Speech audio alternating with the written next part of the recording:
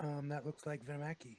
Vamaki might just be the most polite bugbear that you'll ever meet. Unless you are on the business end of his gouge, of course. Then you'll most likely be bathing in your entrails. And then spend the better part of the next week scrubbing out his suit vest until it's once again spotless. He's madly in love with funnel cakes and charging. Vamaki is a hybrid barbarian fighter, multi-warlord. So yeah, dredging with CA is kind of important. Other stuff. An ally starts his turn within 5 squares. Gets a +2 bonus to speed while charging or running. Mackie. All right, next. I'm not really looking because I'm setting up the adventure, so. Okay.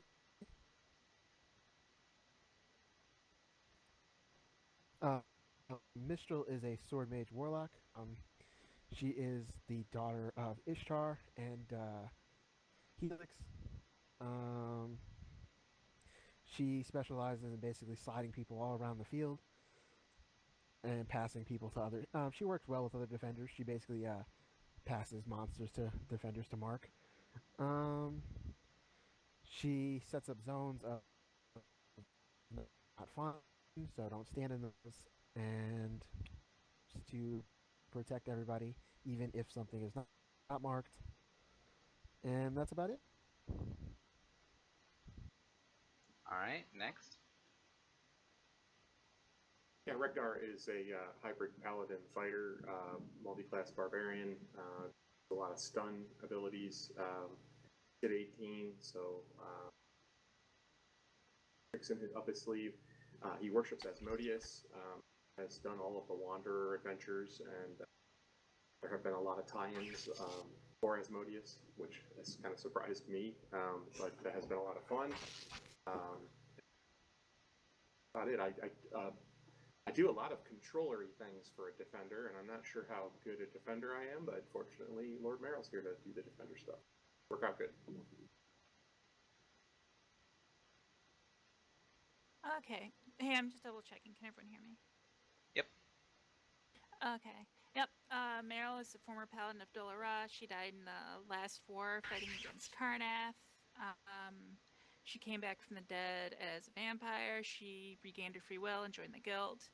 Mechanically, I am Verloka, hybrid paladin with vampire. And I do a lot of multi-marking and, I defend people. Alright, so Kuro is an Enjokai rogue. He's usually seen wearing his leather armor that is very sleek and polished, usually has a book with him at all times as well. He has more knives than he can count, and he walks around in his hybrid for most of his time, standing pretty tall, but mostly curved. He's normally a free-spirited person, but he gets a bit touchy on the subject of gods, as he thinks that they are nothing more than giant universal parasites that need to be stopped at all costs. Mechanically, he's a rogue, so he would supposedly be a striker, but he's more of a skills person. Okay. Valras is a halfling rogue. He's pretty much a crit fisher that likes to, he as many times as possible. For other things, no, I do not see a red back flag, at least now. So yeah, Valras likes to, dagger people and steal things from people, and likes easy jobs that are paid well. He had a vacation in the Winter Court, but they don't really look well on people stealing things, so he decided to come back to the guild, and that's pretty much it.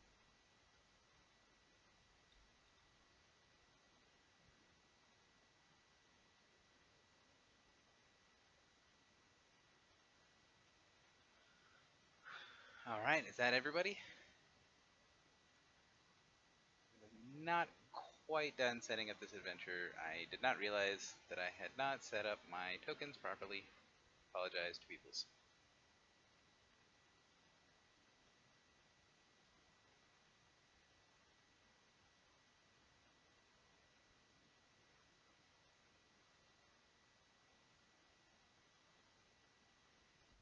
Do we have 6 stones of fortune? Yeah, if you guys have fortune stones or dice of auspicious fortune and all that kind of stuff, you should discuss what kind of bonuses you all have, and get that all taken care of while I finish up the last couple things that I need to do here.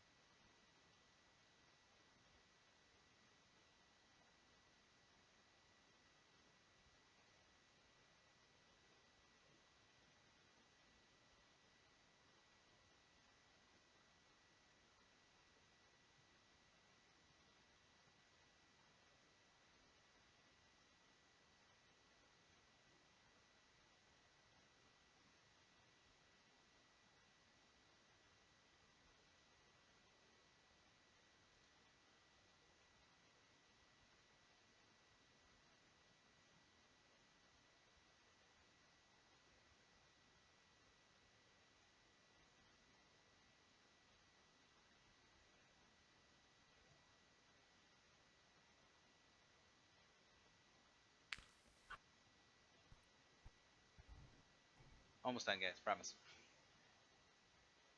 Sorry.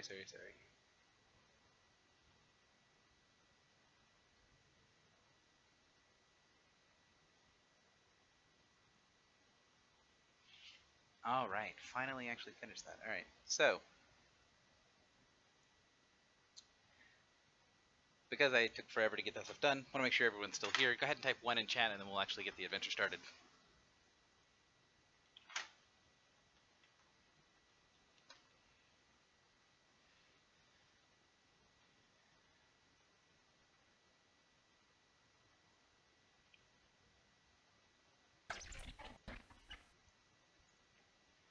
All right, everybody. So you all are gathered around the guild hall, talking about different things, relaxing and doing what you can.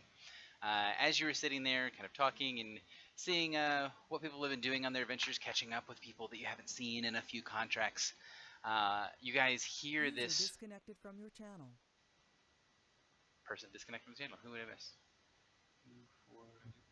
Oh, Jewel, Yuho. maybe? Okay. So, you guys see all around the guild, things start to light up. You see runes and sigils that are all along the rafters and walls of the guild hall, basically start to bathe the interior of the guild in very bright light, as it looks like wards and things are starting to fire off everywhere as the guild's defenses are being lit up by something that is apparently striking against the defenses. And you see, as the initial flash fades, a couple of the sigils on the wall stay lit a little bit brighter than the others. And you can see people starting to whisper and murmur about what might be going on as the signs of the wave of magic kind of fades from the guild.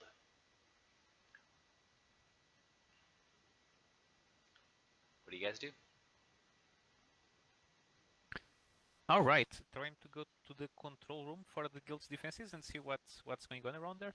I think it was Matt's room last time. Not sure if you're going with that timeline, Gary. Sure. So go and check for the controls for the guild's defenses?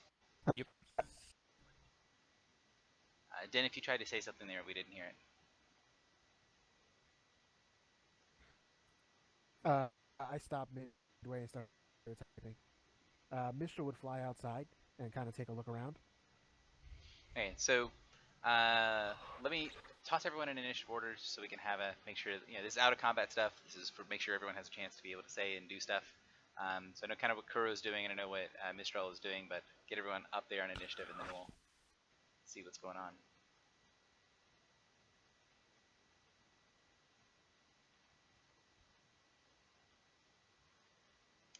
All right, so look, Kuro and Mistral the first too. So Kuro, you go upstairs, open up, and you see there's basically lights and runes that are lit up all over Matt's room, showing signs that there is something going on outside of the guild.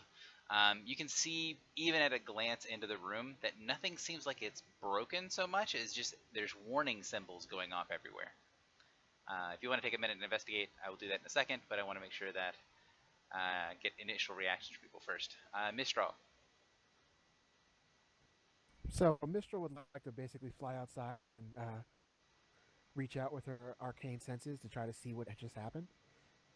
So Mistral goes outside. I'll do that in just 1 second. Meryl, what are you doing? What's your first reaction? Basically pull my weapons out and get ready for something worse to happen. Okay. Valrus?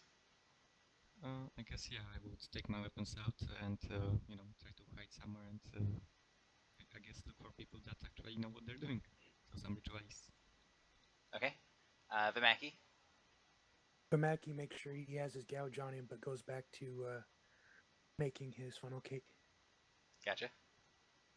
And Regdar? There's a localization for this event. I'm sorry? Is there a place, is there a spot that this is happening? I didn't fully understand. So you're in the guild hall, and while you're sitting there, Yep. you see all along the interiors of the walls, the floor, the rafters, everything lights up with sigils as something tests the guild's defenses. You can see them light up and flare really brightly, and then die down, and a couple of the runes stay lit up pretty bright. Okay, which runes? What languages does Regdar have? That's not a lot. It's going to be common and giant and primordial. So you would recognize the language of some of the runes. The languages are in all different types of languages. Basically, every common language is represented, including several uncommon languages and the wards around the guild.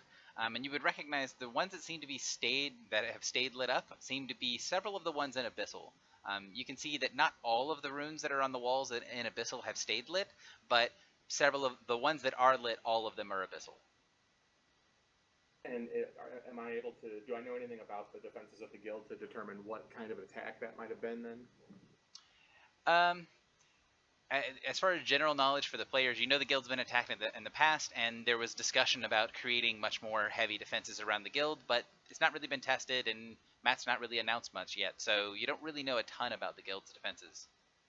All right. Well, do we have a guild protocol for when the guild is attacked? Because Regdar would fall into line with that, doing the civilized, if you will, lawful sort of thing, and following the rules of what we've decided to do as a guild plan. Get prepped and retaliate tends to be the answer. Yeah. So that's what I'll prepare to do, and alert whoever needs to know the guild's being assaulted again. So Mistral, as you go outside, you can see about 60 feet in front of the guild, there is a scorch mark in the ground.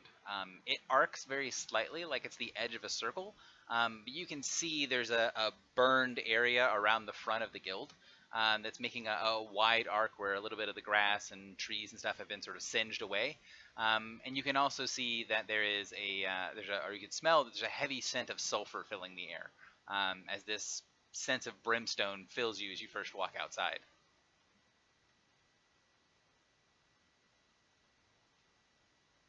So, Kuro, what are you doing upstairs in the portal room? I am trained in history. Would I have a general idea of what is going on? I didn't hear the last part of that, Den. I'm sorry, you're really cutting out today. Oh, sorry. I was saying that I'm trained in history. Could I roll a history check to see if I have any experience with this kind of thing, You or if good? I've read about it? Yeah, go ahead.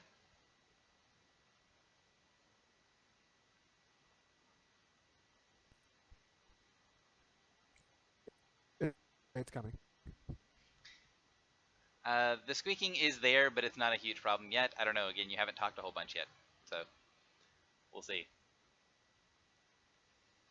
So you can tell that from being out here, one, the smell of brimstone pretty much always means it's going to be demons of some form or fashion, or it could be devils. Basically, things from the abyss or things from the hells is going to be something that's associated with demons, and you're pretty sure that that's not part of the guild's defenses. You don't think any part of the guild's defenses were created by demons. Um, Historically speaking, if you have these well-defended places, you also tend to have different types of wards and different types of defenses, although since you don't know a ton about the different types of defenses, you're not really sure what exactly is going on. But you can tell that this doesn't really look like someone tried to like beat their way in and pushed back. It only seems like instead of being an attack that was repulsed, that there is a sign like someone struck the door on the outside. Kuro, what are you doing upstairs? Okay, so now that I'm in the control room, I will calmly sit into the control chair, go around the panel, and start just uh, asking it to diagnose what just happened. See what was hit and why, basically. Okay. So making sense of what happened. That's probably an arcana, right? You could do Arcana. I could also see Streetwise for understanding which one of these controls and how the controls work, because they're designed to be used by anyone. Okay, let's go with Streetwise because it's slightly better. So messing around on some of the panels, you basically can figure out where like a diagnosis or an answer button is. You press that and you hear the wards have detected the presence of a powerful demonic or devil entity. Well, that's worrisome. Is there a way to get more details? So you kind of looking around, you can see that there are ways to see what's going on outside of the guild. That basically eyes that are set up around the guild that you can look through. Okay, so while everybody's doing their own thing, I'll start checking out the guild and see through the defenses and see what I found out. Looking through the defenses, looking through the eyes of the kind of alarms that are set around the guild, you can see that the scorch mark that Mistral can see from outside is only on the frontmost portion of the guild. It's not the entire circle that's been scorched. It's just the very front. You can also see that there is pretty clearly a invisible presence that's walking back and forth right in front of where that like the center of that scorch mark. That, while invisible, doesn't really seem to be putting a lot of effort into staying hidden. You can see Right. there's pretty clear distortions in the air around the invisible creature. It's roughly humanoid size, maybe slightly larger than humanoid. Is there a way to communicate with the rest of the guild from here, or do I need to shout down to the lower floors? Not really. You have a way of doing an intercom announcing to the entire guild, but you know that it'll be loud and it'll be loud enough that everyone will hear you everywhere, rather than trying to communicate to people specifically. Right. Okay. So I signal Mistral to get closer, and I'll basically point the demon to her, the demon, or what I'm assuming is a demon, to her. All right. So, Mistral, do you do anything in particular? It sounds like you spent your time looking and making a history check. Hang on, for the other people that are inside the guild. So I've got 4 people that are sort of gathered around the interior of the guild, getting weapons ready, that sort of stuff. What do you guys want to do now that you hear from Kuro that there is a demonic presence basically at the front door? Demonic or devil presence. Well, I'm immediately interested in that because very well could be an emissary from Asmodeus. I'm gonna head out to check it out.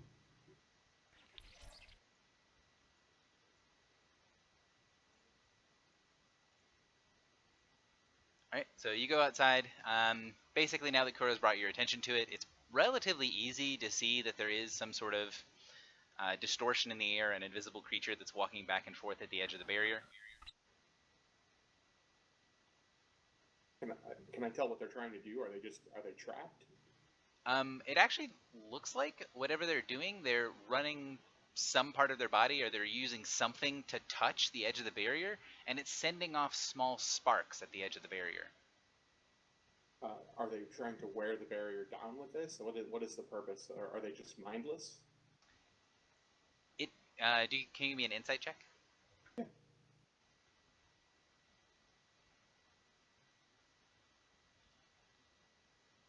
Oof, terrible. So, you can tell that it doesn't really look like an attack. It looks like some sort of idle motion, like maybe someone who would drum their fingers on a desk or something like that. Okay. So, Bimaki, Fallers, and Merrill, what are you guys doing? Well, I guess hearing that I would go outside, and I guess I see the distortion. Mhm. So I guess I will take a stone from the or pebble from the ground and throw a pebble at it. Okay. Do you want to give me a ranged basic attack? Sure, why not? Don't worry about extra things for it being a stone instead of being a knife. Just do your normal stuff. Okay.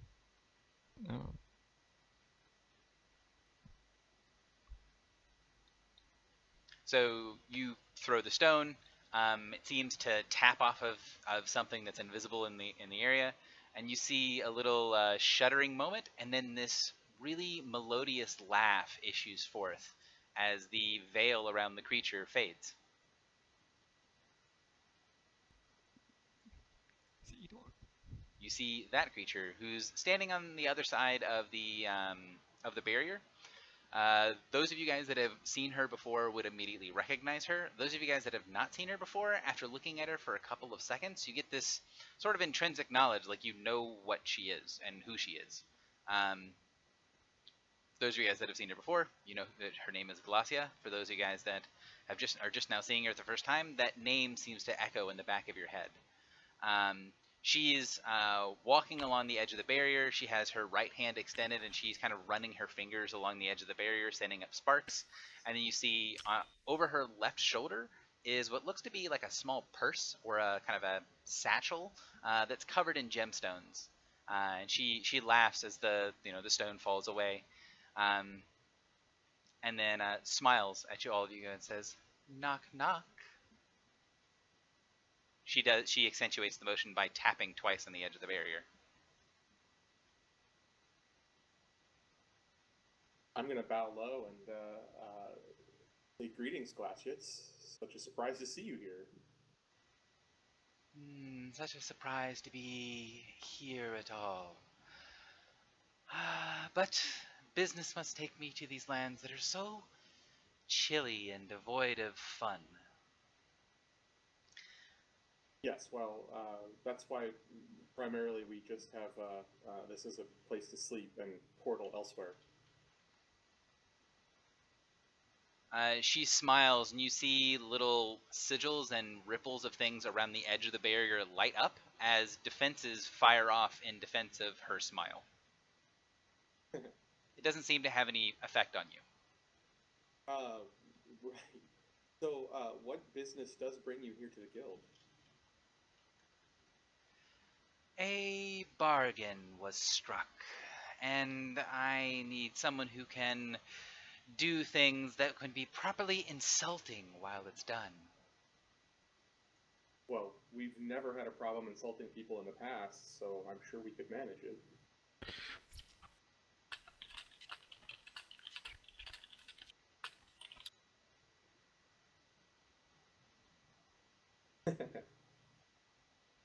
What task do you need, and how can we give proper assistance?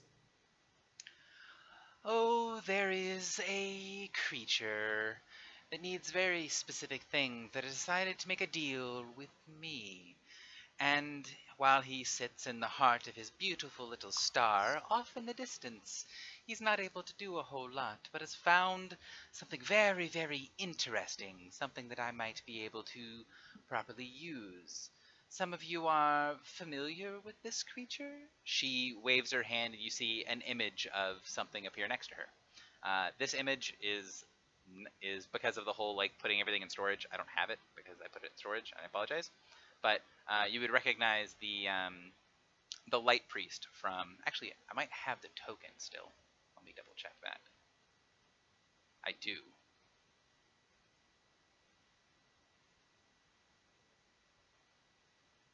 So you recognize that creature, and she makes an image next to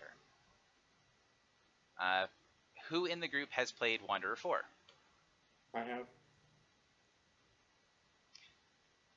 So all of you guys that have played Wanderer 4 recognize the Timekeeper Light Priest, the one that was the servant of the Watcher that was in the tomb.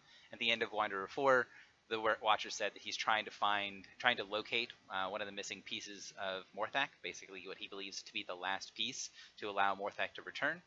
And that's what he's hunting for.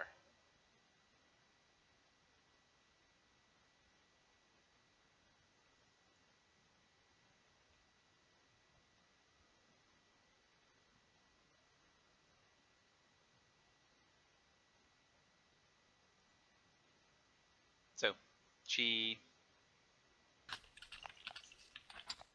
says, I have said that I would do certain things and try my hand at this great game that all of the divinities play, trying to return one of their own.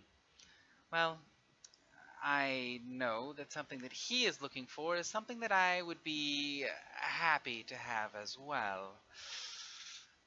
There is some intrigue happening in the courts of Bator. It is just delicious. People that are disagreeing with my father. You see her tail lash back and forth quickly at the mention of those that disagree with her father. Have decided that it's almost time to make a great play. And while I could make my way there myself and retrieve this little token that your light priest needs, it would be so much more fitting if you were sent to fetch it. Such a greater insult if this was taken right below his nose by mere little mortals. You want us to get the last, well, the fragment that the light priest is seeking and deliver it to you? I have done things for him, or he has done things for me, and now I must do something for him. The fragment must be returned to this priest in payment for what he has done for me. So she's going to hand it over to the light priest. Yeah, Is basically. what she's saying. Is she telling the truth? Do you want me to give me an insight check?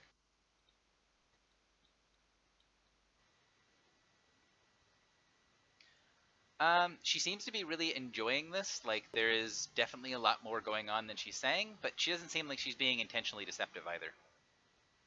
Okay. So there's, I mean, I can surmise from that there's something I don't know that's going on here, but of course I could have said just because Glass is here. I may be a little confused about what you said, Gary. She's asking us to go get this fragment that's right beneath the nose of the light priest so that she can deliver it to the light priest. I'm confused by that. No. So there's Okay, some sort of thing that's going on in the Hells, yes. and Right. she wants to go and she's been tasked to go and get this thing from the Hells. And it is From the beneath the Hells. nose of one of the other Devil Lords, or one of the Probably other rulers of Nemesis. Hell. And so Probably she wants Nemesis. to, she's said she can go and take it herself, but she would much prefer if you all did it because it would be very much more insulting if you all took it than if she took it. No problem, Glacia. We can definitely do that. There is a small matter. I mean, I would do it out of faith to your father, but my companions here will need some sort of recompense. Is that in the offing? But of course, there would be no deals done without treasures aplenty. I would not even risk insulting your honor to have you try to do something for free. All right. Well, I'm sure the group here heard that. So, what say you guys?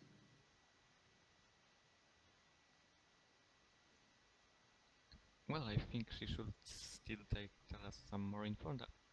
At least who are we going to steal something from, and what exactly are we looking for, before we actually make a decision. But if she's paying, I'm all in. So she pulls down her little handbag that's over her shoulder, places it down in front of her, and says, "Well, if some of you are interested and others are not, maybe I can sweeten the pot. For some of you, this fragment of an essence is trapped around and inside of something that is so problematic to you when you are lesser. A creature they call the Dread. Ooh, it's so scary, isn't it? He has stolen a piece of Morthak's essence, bound it to himself so that he may continue in a pitiful existence. Some of your very people made sure he made his way to Maladomini to make sure that he suffered his torment proper in hell. But now the dread Sephiraktar must be destroyed once and for all, and his little claim of power taken from him to return the Watcher. Yeah, it's important that we rejoin Morthax. So this is Morthak's heart, this fragment that you're talking about? A piece of his soul. Okay. We do need to return that, so it does serve our own agenda as well. So as you guys start to talk back and forth, she laughs, and you can see the wards light back up as they are defending you from her laugh. She says, "Alive? Alive? No, no, no. Creatures in Maladomani are not alive, or the ones that are not alive for long. Bazubul, the Lord of Flies, does make sure that everything is tidy in his cities. And living is so messy."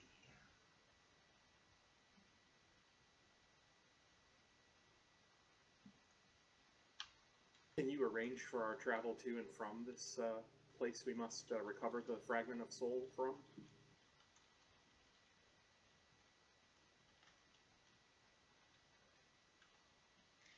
So those two things that she just said, both of those things are common knowledge. You guys would know who the one of the Lords of Ator is, and you would know what the name of the plane is that she talks about. And she says, "Yes, yes, but getting to the plane and getting back, well, that's going to be quite simple. The problem here is a matter of domains." She writes out the word as she says it, and you see she's saying it a little differently.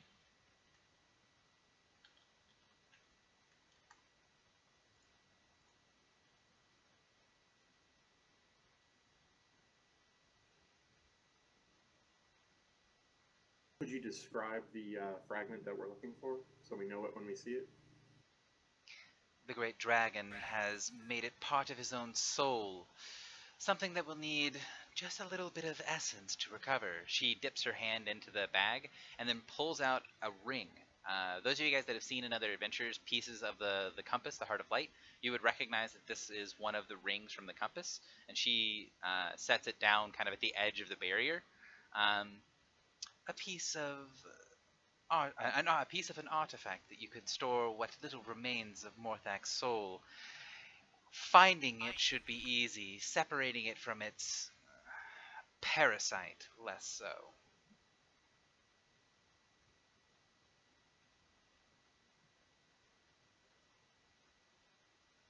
So am I to understand that Saphiraktar has some form on this plane that we must separate the fragment from? Yes, and Beelzebul allowed him to have a piece of his own domain, a little pocket dimension that he has a lot of control over these days. Even so, getting in and out of that pocket dimension, well, that is something that would be within the realm of Beelzebul and those that have souls. For me, I would simply strip away the entire domain, destroy it in whole, but that would cause other problems, you see. I think those with a soul would be easier making their way in. She dips her hand back into the bag and pulls out 6 small boxes that are about. It looks like they're about 1-inch cubes. Look a little bit bigger than dice.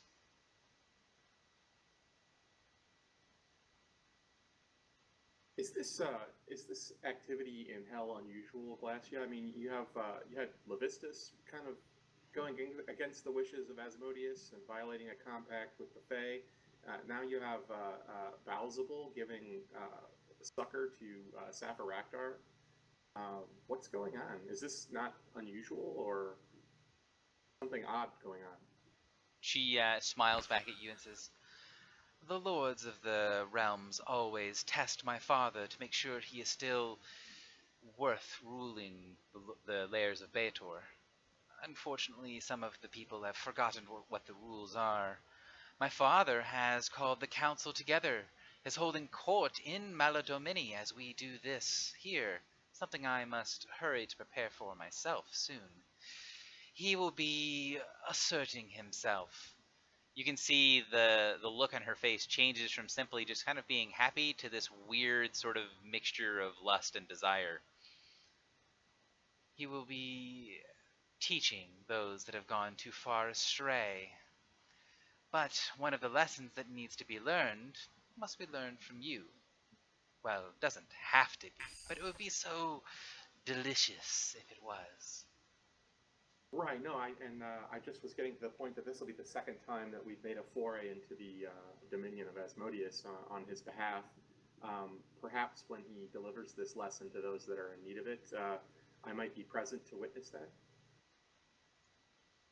Her eyes sparkle a little bit and she says, "Very well. Where we will be entering and where the domain of this little rogue dragon soul is fairly close to Grinpoli. You are welcome to watch from a distance or get closer should you dare." Great. Thanks.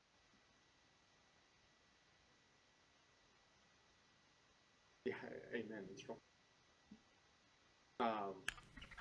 So what's with the 6 boxes that look like dice?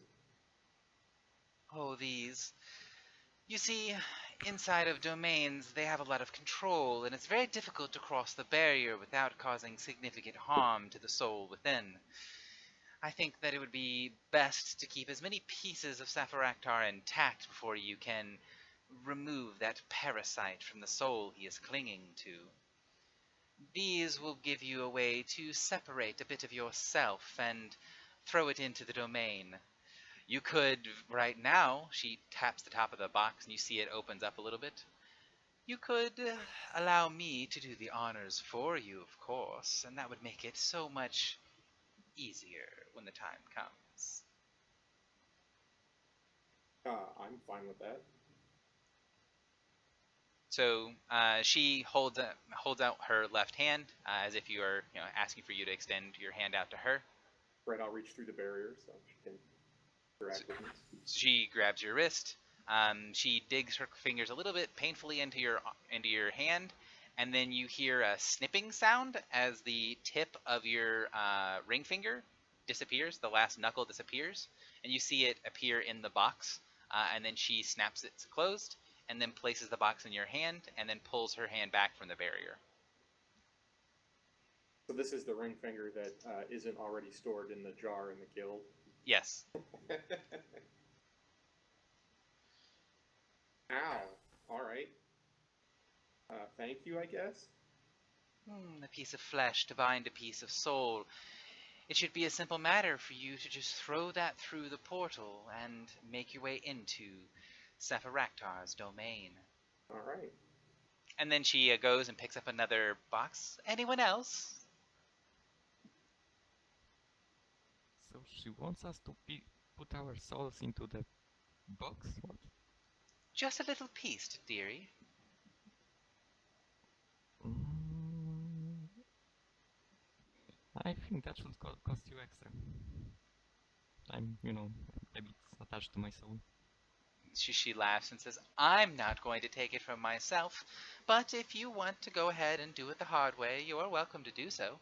She basically places all 5 of the boxes on the ground, kind of clearly placing them to where there's one between her and each of you on the other side of the barrier, and then she takes a step back from it.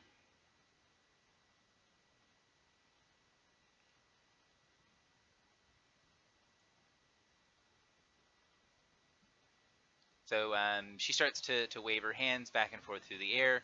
You can see that she's doing the beginnings of casting some sort of ritual.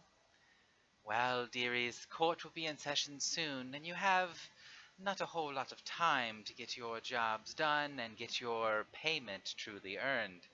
She jingles the gem-covered bag over her shoulder.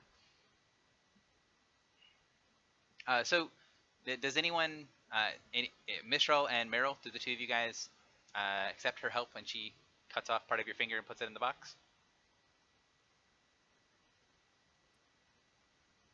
So, Yeah, I'll go sure. for it. Meryl, Regdar, would you and Vimaki, it looks like? No, misperson. And Mistral. So Vimaki, and Falrus, and Kuro. I would ask, does it have to be my fingers? I'm rather attached to them.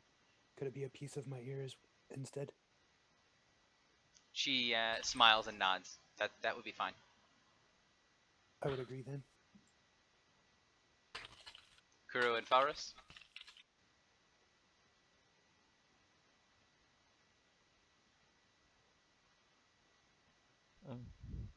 I So- guess I would throw a pebble at her, and while she's distracted, take the box. Just in case So she laughs, but she doesn't try to stop you from taking the box. And Kuro, you can take the box, and she's going to open up a portal on the other side of the guild, on the other side of the barrier. It definitely looks like she definitely took a couple of steps away from the barrier to open it, and you see some of the lights, some of the wards around the edge of the guild die down as she steps away from it. And she opens up a portal, what looks to be a ruined city street.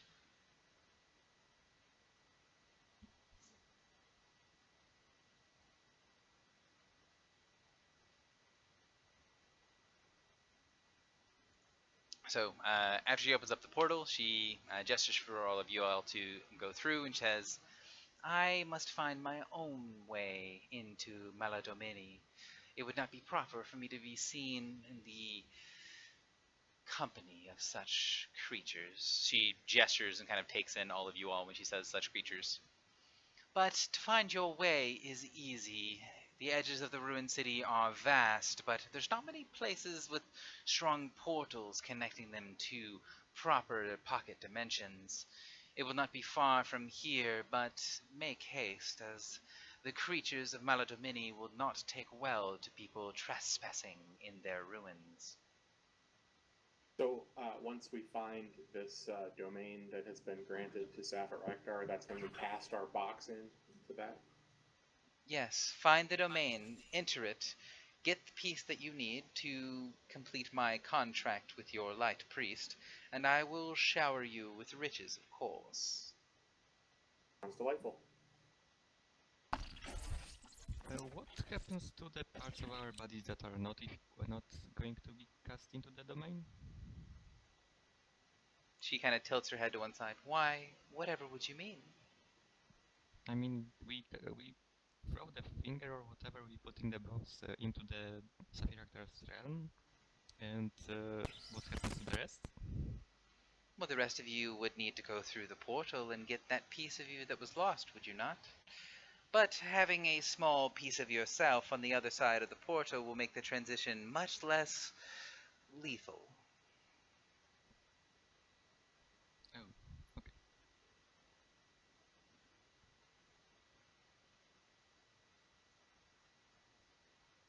So, does anyone have any other questions to ask Galassia or anything else you want to do at the guild before you head off? User joined your channel.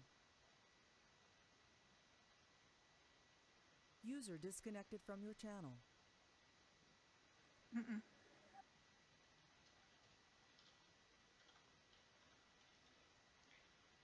All right, so you guys head through to the other side. You see a enormous ruined city. The area on this side of the portal actually looks pretty like deceptively clean, deceptively kind of normal. You can see that there are signs where there's been some sort of conflict, some sort of combat in ages past, but it just looks like the city ruins of a city that you would not find out of place in the mortal world.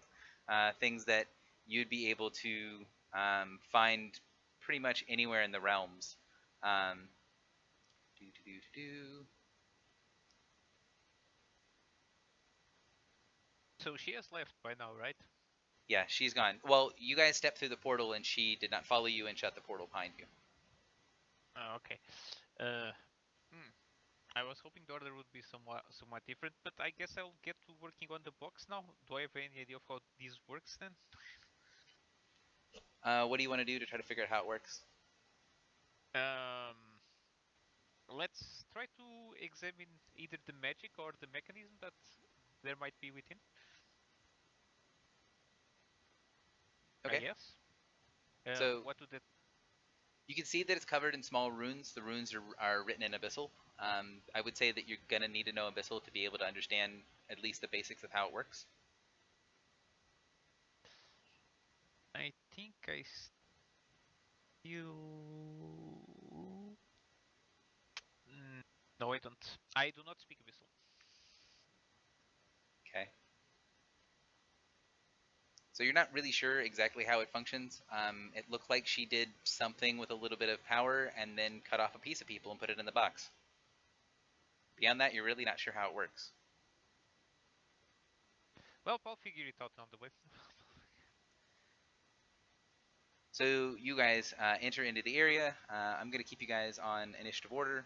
I'm going to reset it to ascending. I'm going to say that Kuro spends the first time checking through the box, trying to figure out exactly what's going on with it. Mistral, what are you doing? Or rather, the party can also go in whatever order you want, or the party can make group decisions. You guys find yourselves in the ruins of this enormous city without a lot of bearing of where you might need to be going.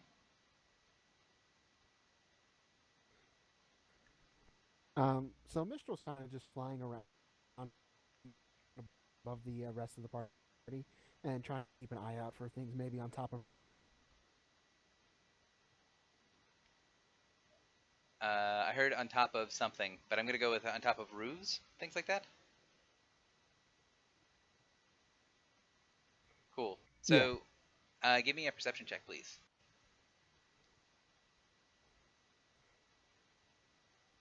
I honestly wanted to do more like an Arcana, like a wind barrier thing around the rest of the party, if that's okay. Sure. And she kind of senses things that come into her wind. Okay.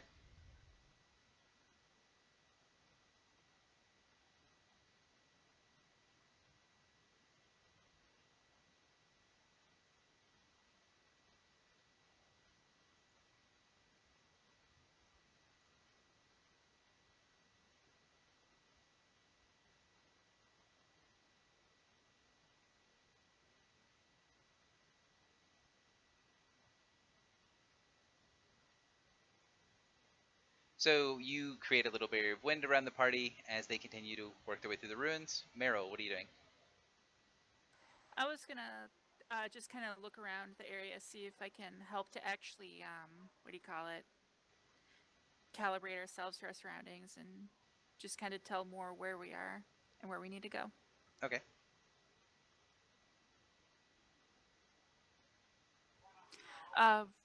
What check? Perception? Perception's automatic, or you could do something else. You could try to use like streetwise to get an understanding of the city to try to figure out where things might be. Yeah, let's try to go ahead streetwise.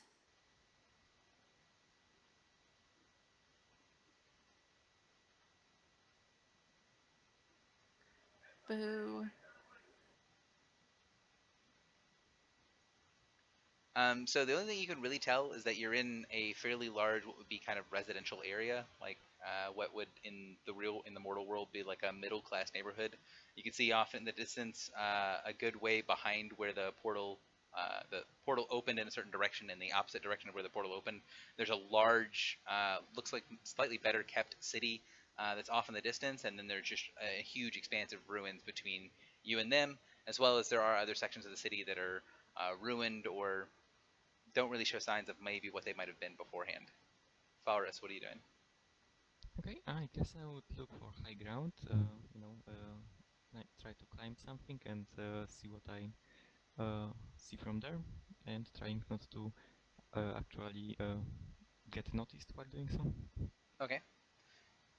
So you want to give me like a stealth and a perception, sounds like? Sure. Let's see, first stealth, second perception. So you go up, you look ahead of your head and see that there's a lot of things moving in the ruins. Many of the things that are moving along through the ruins are kind of moving through areas of like broken houses. You can see some of the buildings themselves kind of sway side to side as if they might actually be alive. You can see on the far side of the section of ruins that you guys are in, there's this weird hazy mist. It's fairly low to the ground. It's only about 6 or 7 feet tall, but everything beyond that looks blurred, like it's not quite right. The city beyond looks just like it's slightly off somehow.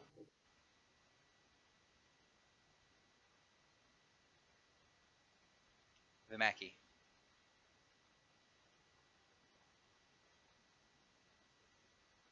Well, there went my high ground idea.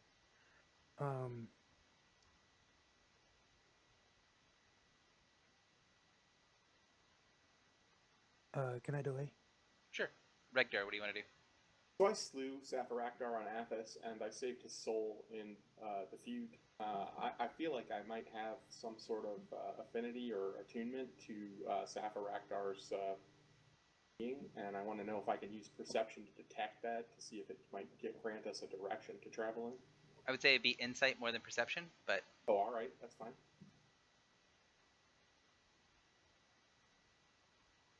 Hey, I finally beat my passive by 1. so looking off into the direction as you're trying to figure out kind of what the area feels like.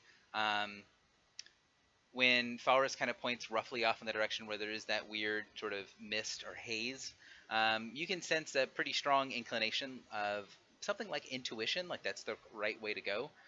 Something pulling you towards that direction. And when he says, "Oh, that's the direction," there's something over here. You kind of already felt, you knew that's what he was going to say, and you knew that that was the direction that needed to be headed in. Right, so I'll just nod sagely and agree and say that that is where we should head. Vimaki, did you have anything you wanted to do? Just clearing the way if there's anything to be cleared. Okay, so you guys start to travel through the city, avoiding a couple of the areas that Falrus saw as buildings and other sorts of things that needed that were looked like they might be moving or alive. You come across a little, what looks to be like a village square with a small tower in front of it. And you can see that there's kind of these bushes and trees that are spread around. There's a couple of buildings that look like they've been mostly reduced to rubble.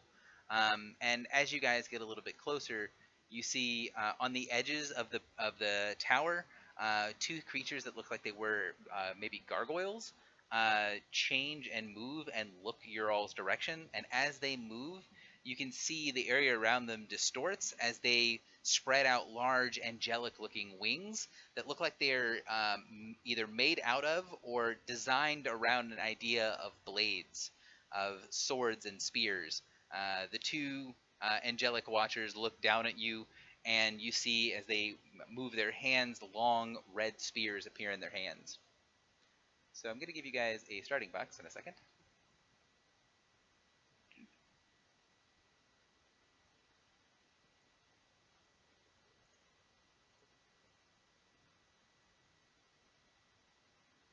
I guess this is a bit too late for us to say that, no, we should have been here all along. What are you talking about?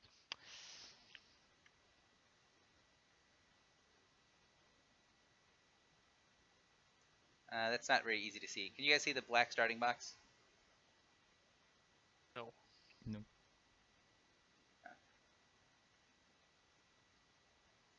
Part of the reason it's not easy to see is I put it in the wrong layer. You guys see the box now? Yes. Excellent. So Yep. that is your starting box. And I need passive perceptions from the party, please.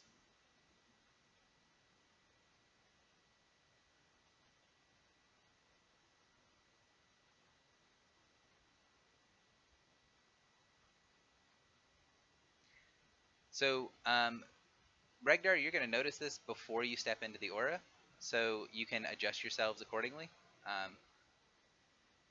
Regdar, you're going to notice that there are some other creatures that are spread around, several which seem to be taking cover in the rubble.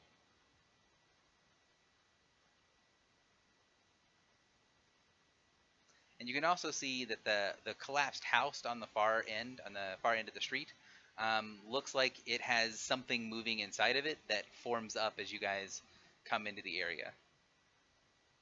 Basically writhes its way out of the. You're talking about this area with the triangles? It's over here, dude. Yeah. On the right hand side. Oh. The 4-square one? You should see a token there, ideally. Oh, all the way over to the right. Okay. So, initiatives, please.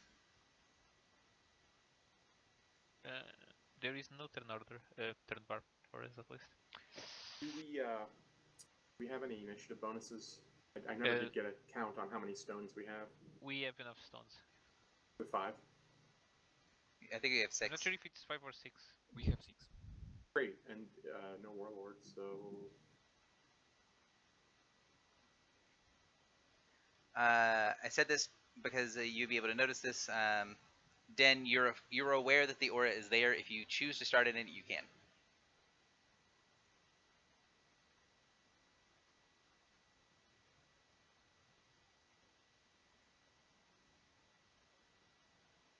So I need to know from Mistral, are you choosing to start in the aura or no? Looks like no. All right. I moved.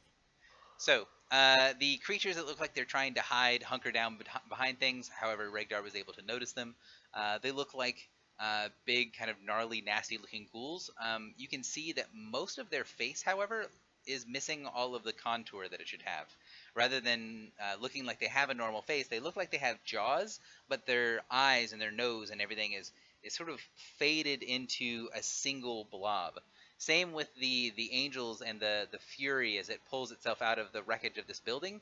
Seems like their face is pretty much gone. It's just a formless, featureless thing where their face should be. Where the only thing that looks like you can still see is it looks like some of them have small.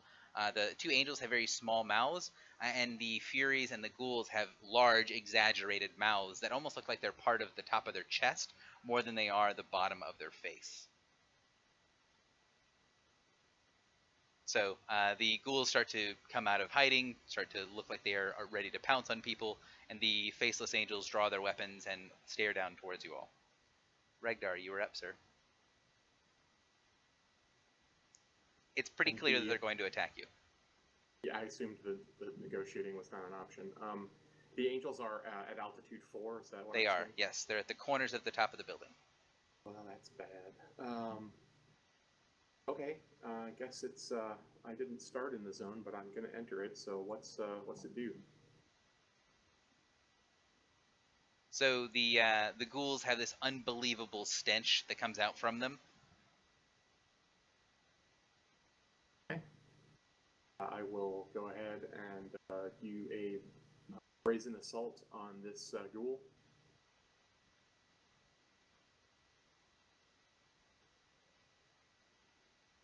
26 versus AC.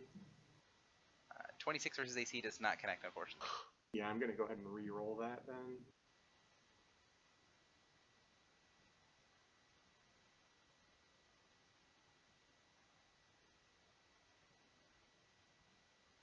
And again, How about a reminder, crit? I thought so. So it's 63 points of damage. Yes, and Do you want to push? him? Yeah, push him back. I assume I can't go through the wall, so just push him back. There's a little fence here.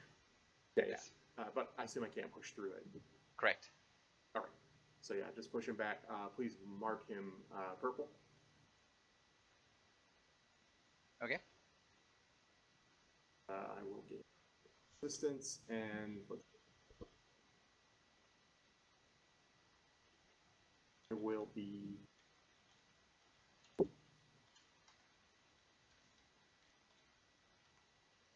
Is that it from Regdar?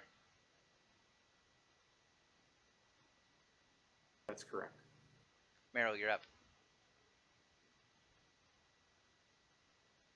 I'm moving up, gonna domineering gaze the angel. Okay. That'll be 31 versus Will. I messed up on my macro.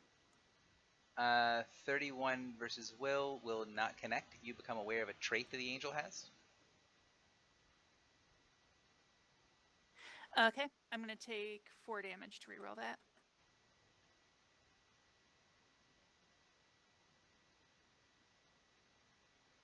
So that should be 36 instead. Which will hit. And you hit with a gaze attack on something that doesn't have eyes, but it doesn't have the gaze keyword, so congratulations. And minor action, that'll be it for my turn. Dominated Angel, what is he doing? I think that angel is going to charge the other angel.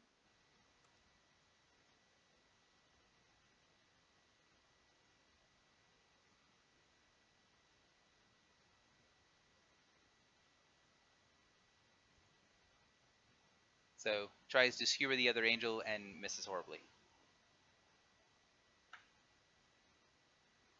Mistral, you're up. Okay. I'm gonna fly over to these angels here. By the way, the tower has a roof at altitude 4, so the angel is standing on top of the roof right now. If you choose to stand on top of the roof, you can do so. Yep, I will land up there. I will click my little flight button just so you see what it does. Okay. Unless you're hovering, you need to end here. Unless you're hovering, you need to end there, because this is the so actual does the building. party want these guys closer?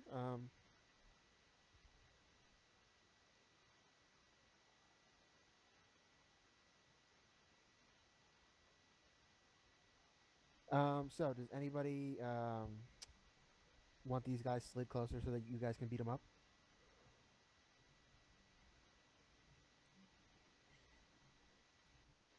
I'm neutral on the question.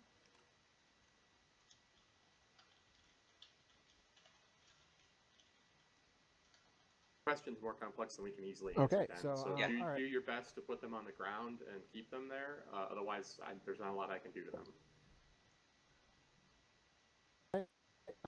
I will mark both of them. I will then use my second. I will use my standard to also fly, and I will fly over to this guy, the big guy over here, and they can get slid down to the ground, I guess. Let's see, where can we put them?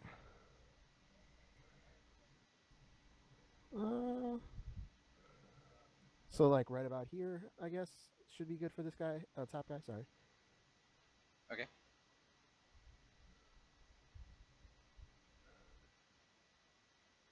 Like there for that guy?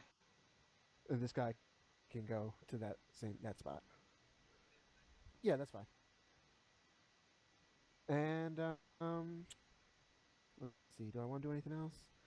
I will free action mark this guy over here with my warden's mark, and I will be done. All right. Angel down here. DM is going to click a button to remember how this thing works. And it does work like I thought it did. Let's see. So she is going to fly up and over to here. I'm going to Darting Strike that as soon as she tries to move away. Okay, go ahead.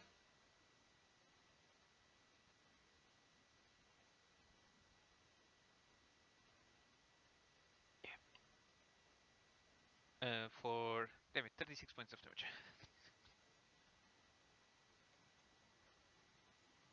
Alright, and now it's going to fly over here. Yep. Does that provoke? She flies up and then over. So no. But would not provoke from Kuro, who's adjacent? I already used my He used opportunity action to Darting Strike. Actually,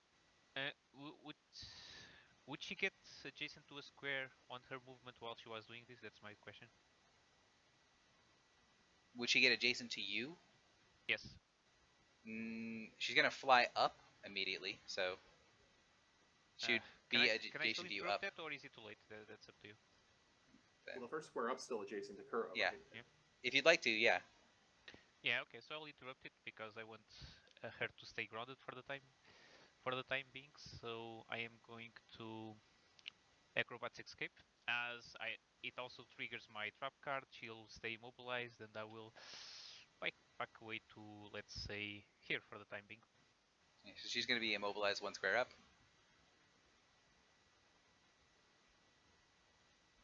And she's just gonna have no other choice but to reach out and try to stab Regdar, although she can't do anything else with it. So, swing coming your way, Regdar.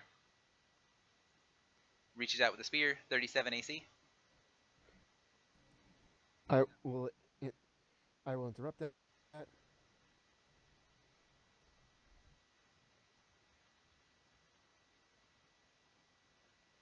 And, and the rest of it is coming in a second.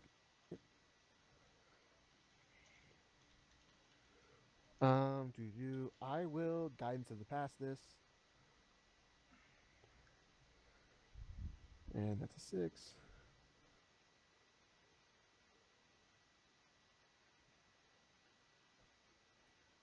I don't know what else you're doing. It's coming. Okay. It looks like 27 versus AC, so I will re-roll that with Stone of Earth. And you're dazed now. Double sixes.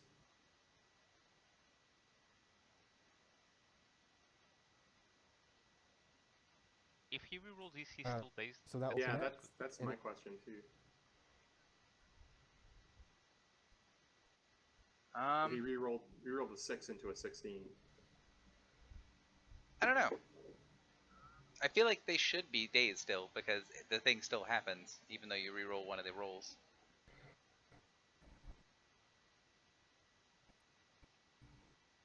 Because it's on both dice, and you did roll the same number on both dice. Yeah, but the second dice becomes a different dice when I re-roll it. I mean, I don't know. Let's say you're not dazed, and then because I err inside of the player, but I really think you should be dazed. So the important part is tell me what you're doing and tell me what damage is happening. So you want to teleport that guy to a space adjacent to you here, and what's the total damage? Okay, so it takes 34? It takes 34 damage. Okay. Yeah.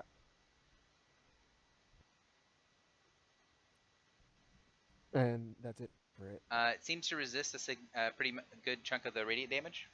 And I'm dazed, I guess. The only difficult terrain spots are the ones that are marked on the map. The centers of the trees that show the little tree trunk, that is blocking terrain. So, Regdar, you didn't take any damage because you got interrupted, but Mackie, you're up. What was that, an interrupt? That's the thing I don't see in It the is an power. I interrupt, didn't know if yes. it was... Okay. You might want to add that to your power. It is. It's there. It's in bold. Oh. I see it Vamaki now. will do something original and move charge.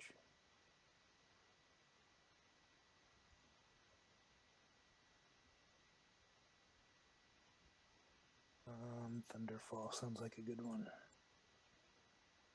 45 for 55. 45 AC hits for 55, and he is definitely bloodied. That's Vamaki. Kuro, you're up. Okay, I'm going to move myself up to here. That should be good enough, yes. I will then use... Oh wait, I need to move one closer.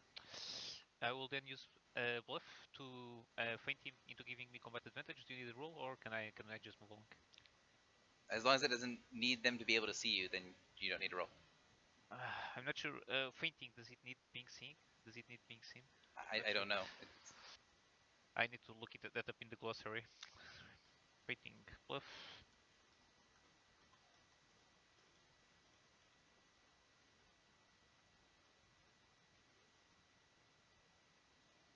Oh, okay. Yes, I need to do something different. I need to move adjacent and then do that. Otherwise, it's cool. Okay. So, do you need a bluff or do I just beat his passive insight? I have plus 30. No, just you say you do it and it happens. Okay, Slight Flourishing.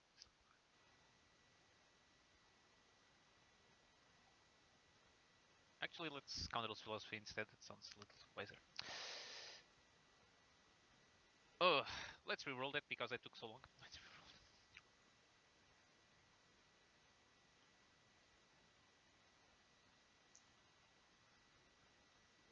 So that's 18 higher. I think that probably hits the Yep. first one. So it will deal 23 plus my macro still sucking. I'll fix that immediately.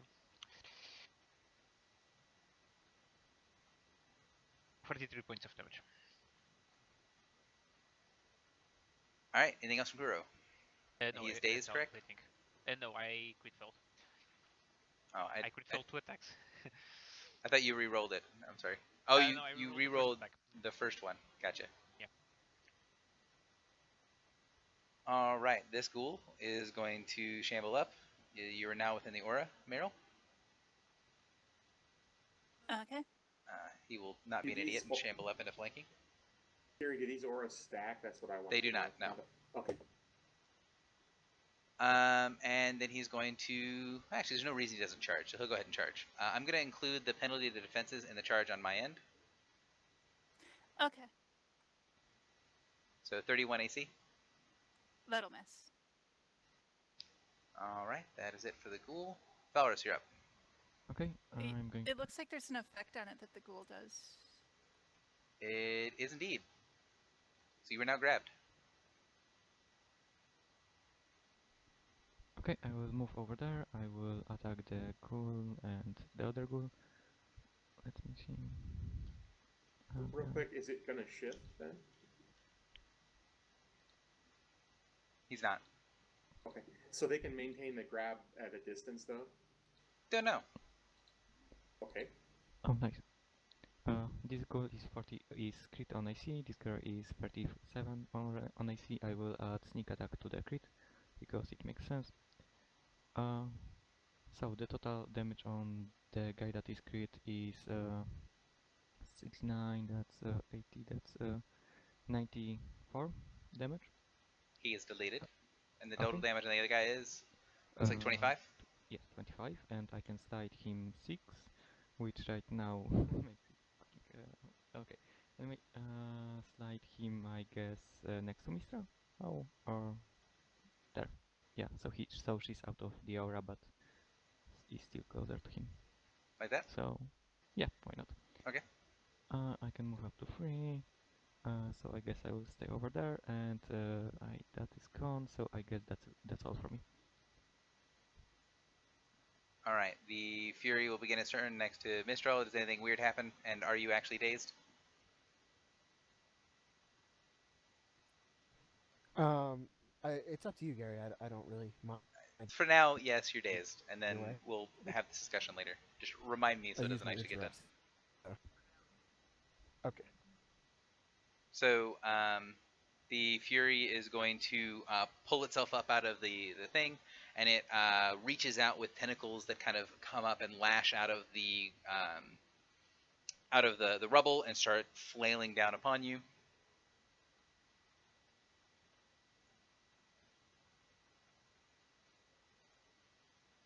Uh, 24 versus Fortitude. I assume that No. misses. Oh. 39 versus Fortitude, which I assume hits. So 23 radiant, and you are pulled 1 square, although you're already there, and you are slowed and take ongoing 10 radiant damage. And then he is going to slap you 1 more time. Well, actually, for when you get hit the first time, you're going to become aware of this property of the creature. I need for you to make a saving throw, please.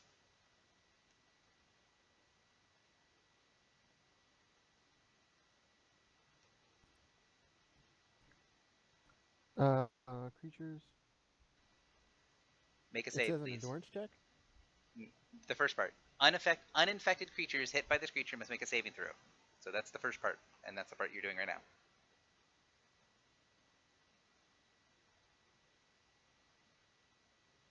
Okay, you do not contract Fate's Fate, and he smacks you again. 27 Fortitude, which looks like it hits. No, it does. Looks like it misses. So the Fury... he's going to move. Let's see. 1... 8 moving big creatures to there. Yeah. Let's see.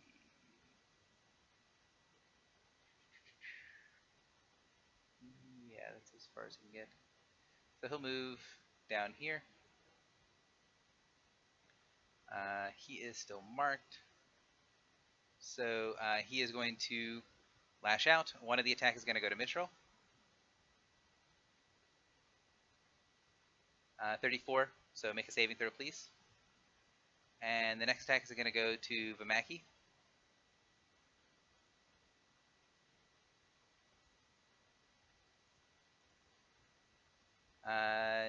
Vamaki, that's 32 Fortitude. And then Faros. That's going to miss. 34 Fortitude. That would hit, but I'm going to react with you rerolling that with -5. Second chance.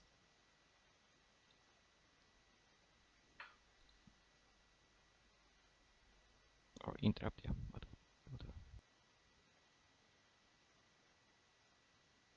Hang on, because I have the ability to do this. There you go. Horrible miss.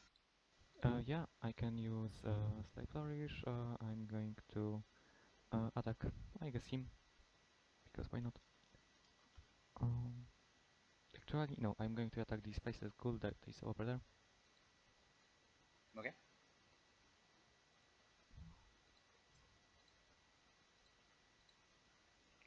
Fairly easy. 30 AC on the face of school does not connect, I don't believe. It does not. Okay. And the Fury is going to end his turn, I believe. Yeah. Face of school, who's this one over here that just got thrown at. And then he is going to move up and yeah, let's grab on Mistral, because Mistral is dazed. So he will charge 30 AC, which I assume misses. You are grabbed, and he's not going to shift. Regdar, you're up. Okay. Maybe I missed it. Did this angel go? Yes, that was the one that was dominated, charged, and missed the other angel. Oh, right. All right, then great. Okay, I will go ahead and use the 13 from my dice and do a Anvil of Doom. So it's going to be a 37 versus AC. So ignore the roll part of this and do it for the damage. Well, I would have done better, but 37 versus AC, does that hit? Yep. 26 damage, and they're stunned until the end of my next turn. Believe that it does, just barely bloodies it. You become aware of this. I think that's the wrong one. No? Okay, all right. It's so unbloody. He no longer has the tower. right. No longer will have the tower. Cool.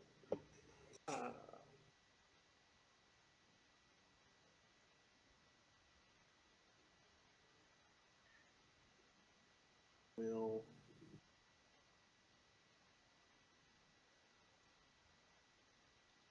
is this a hard corner from here to here? I'm sorry. Is this a hard corner where my arrow is? No. Okay, great. Then I'm gonna move to. Oh,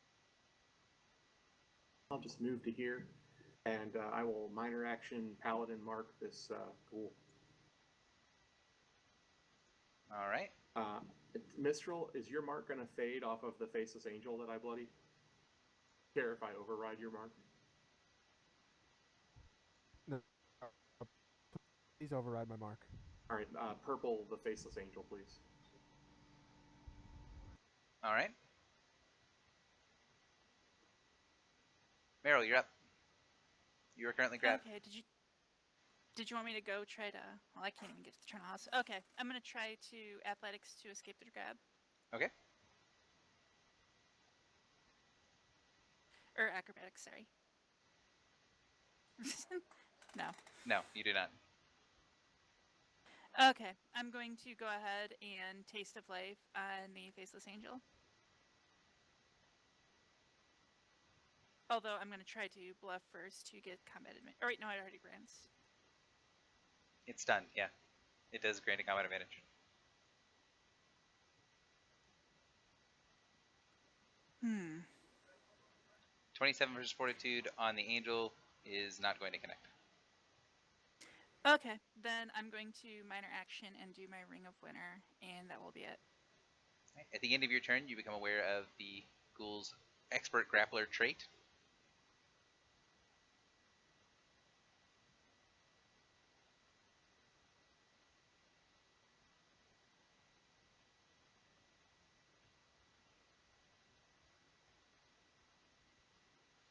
You are now affected by Stage 1. Okay. So put the radioactive symbol on you and put a 1 on it.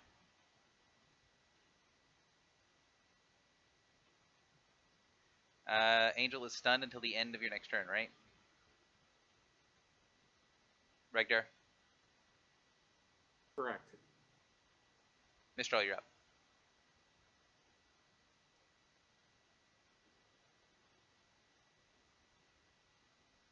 Dan, it's your turn. Okay. Do-do-do. Yep. All right. I am not dazed.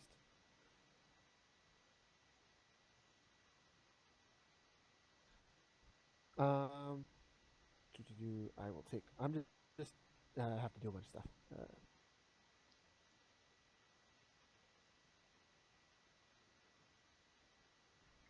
Okay. So I'm going to target this faceless ghoul. Do I want to do that? Does this have?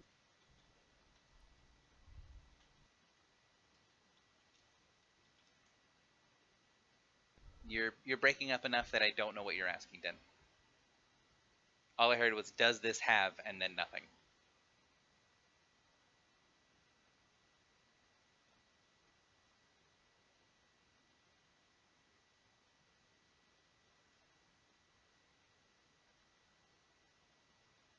I typed it out.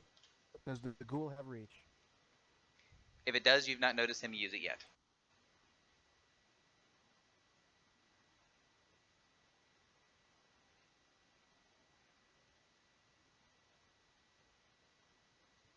Okay, I will simply try to Elder Constellations on the Ghoul and the Charnel House Fury.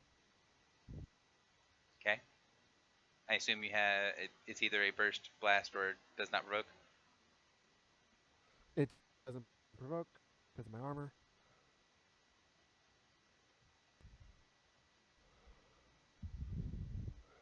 So 28 and 24 probably both miss. They do, in point of fact, both miss. Okay, I will action point and just try to hit the guy in front of me. I will, yeah.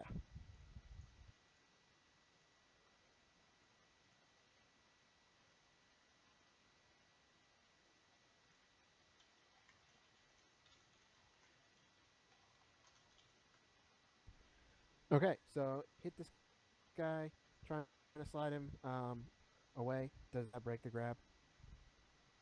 So you slide him to here, and it does break the grab.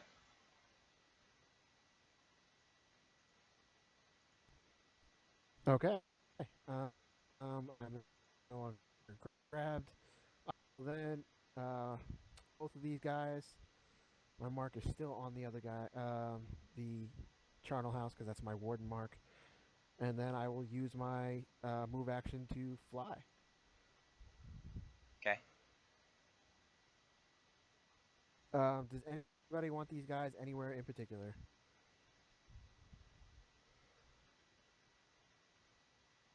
Nah.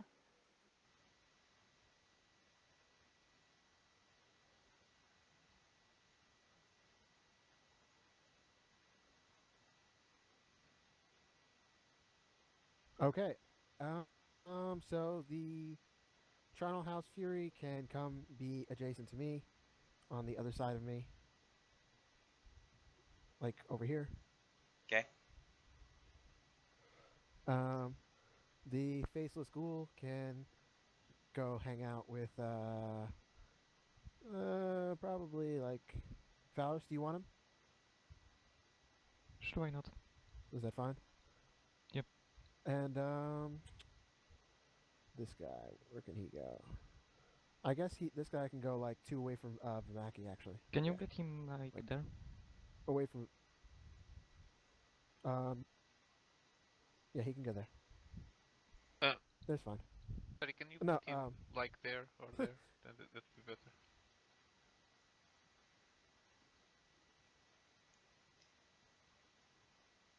All right, and I think that's it for Mistl's turn. Or are you gonna free action mark the Fury?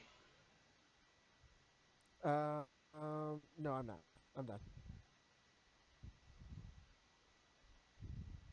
Faceless Angel, who is still immobilized? No, is not immobilized because that was until Inakuro's turn, right? Yeah, he is free now. Oh, he's got a certain set of targets. So let's see if I can remember what this thing.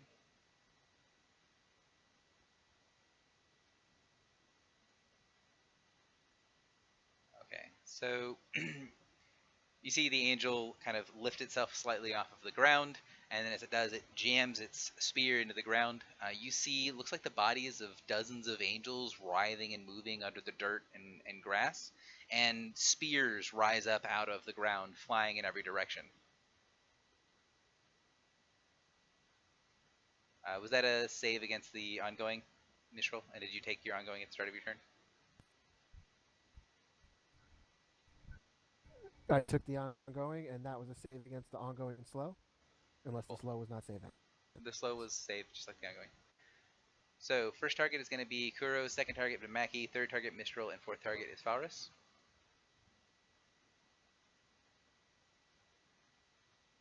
So, horrible misses on Kuro and Vimaki, 40 on Mistral, and 34 on Faurus. So, probably a miss on Faurus as well. I have minus two defenses, is that correct? Correct. Okay, then I'm hit.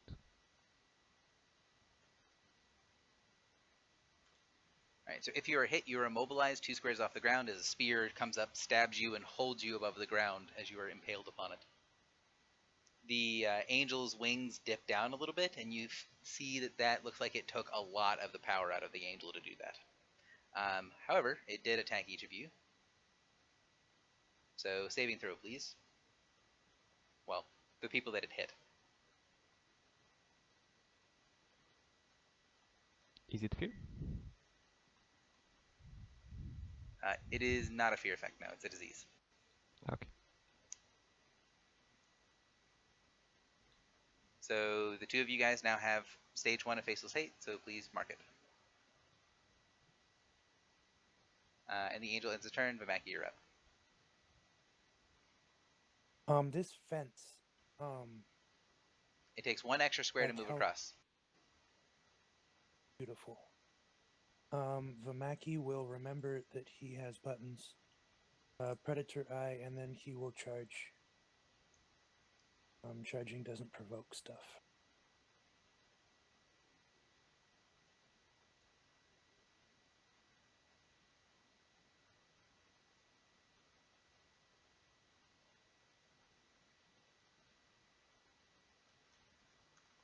Uh, 43 for 55.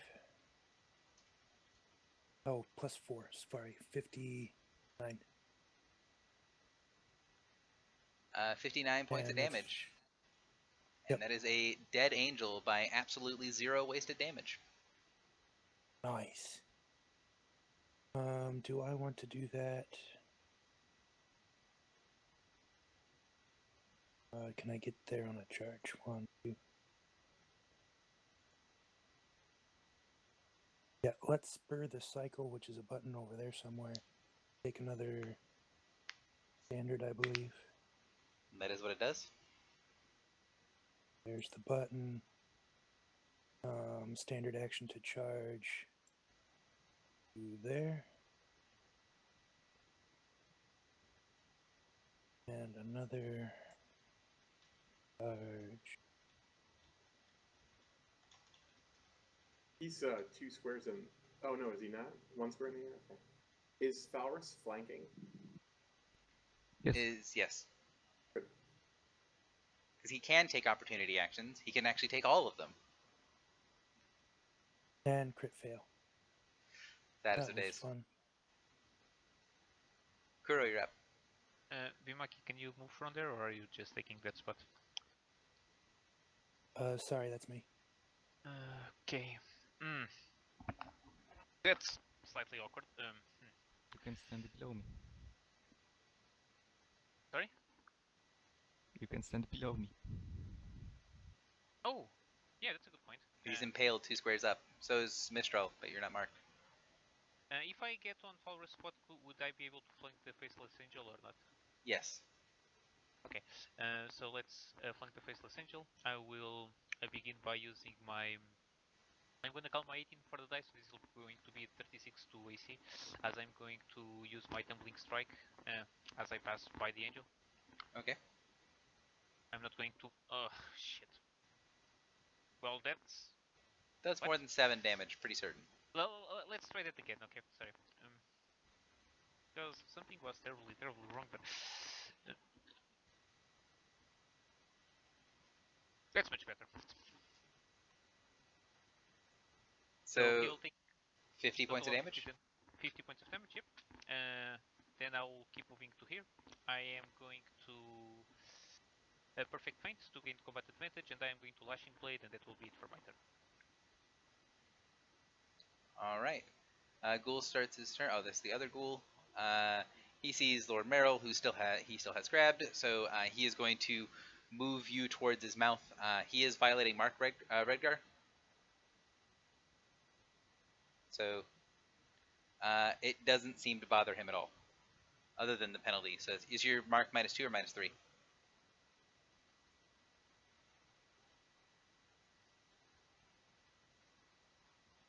So 36 AC on Merrill. That will hit exactly. I will interrupt that if that hits. I will interrupt that. Okay.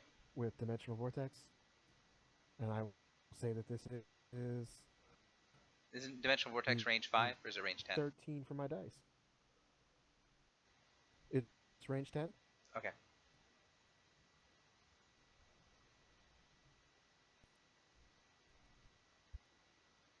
Did you click a button? So yeah, he gets hit. He gets Yep.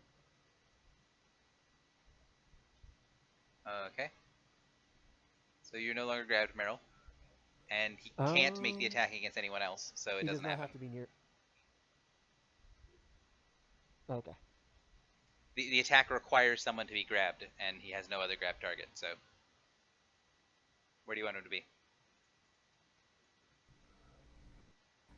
Where do you guys want him? I don't care. No, He doesn't not need like to be that. near me. Make an answer. Give me an answer of where you want him to be, and if someone else wants you to change, then change afterwards. So here, or there? I don't...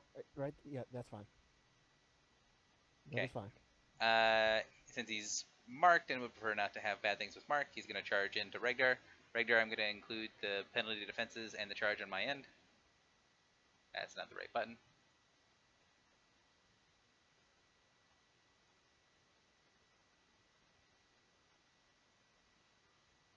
Uh, 42 versus AC for you, Regdar. Okay, that hits. So 13 damage, and then 8. he is going to drag you over here. Well, yeah, you. Sorry, you move me. There you go. Okay. grabbed. You are Is that what grabbed. it did? Correct.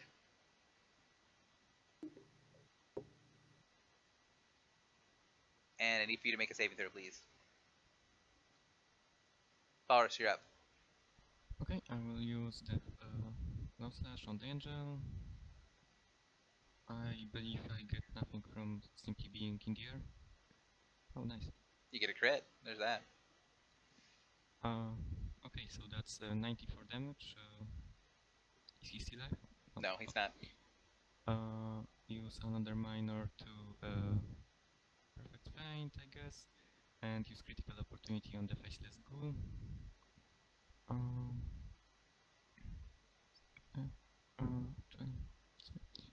You're not adjacent to the ghoul, as a note. I am not? No, because you were 2 squares up. There are 2 empty squares between you and the bottom. Oh, sorry. Then I do not use perfect feint because it doesn't matter. That's why I was asking. Yeah, and just chuck a dagger at what was it called? The Fury guy. Charnel House? Okay. Yes.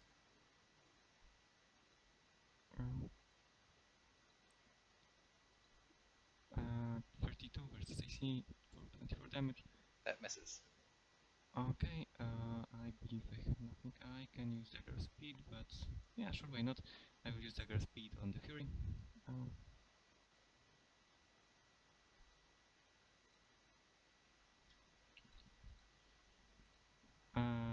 37 AC. 37 AC on the Charnel House will hit. Yeah, so 18 damage, and I make a save against the. Oh, I do. Excellent. So you falling? fall. Or can I make acrobatics? You can make an acrobatics check to reduce the damage of the fall, but because you're a Paragon, it means that you're going to not take any damage from the fall because you're trained in acrobatics. Okay. So can I fall in my space? Uh-huh. Can I fall in this space instead? You have to fall into your own square. Okay, because I somehow got moved. Sure. I moved to see if Kuro was underneath you because I forgot. Okay, sorry. The Fury.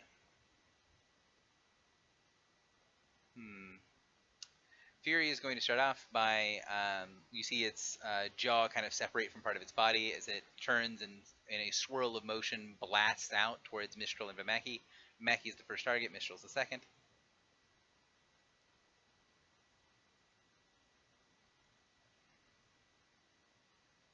The tentacles writhe and push out, so 39 versus your will and fortitude, Vimaki, and 30 versus your will and fortitude, Mistral.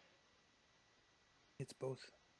So if it hits both, it's 23 damage. You are blinded and slowed, and ongoing 10 necrotic damage. Mistral, I think that only probably hits one of your defenses, but it might hit both. I don't know. Looks like it hits both. So it does hit both? So 23, ongoing 10, blinded and slowed.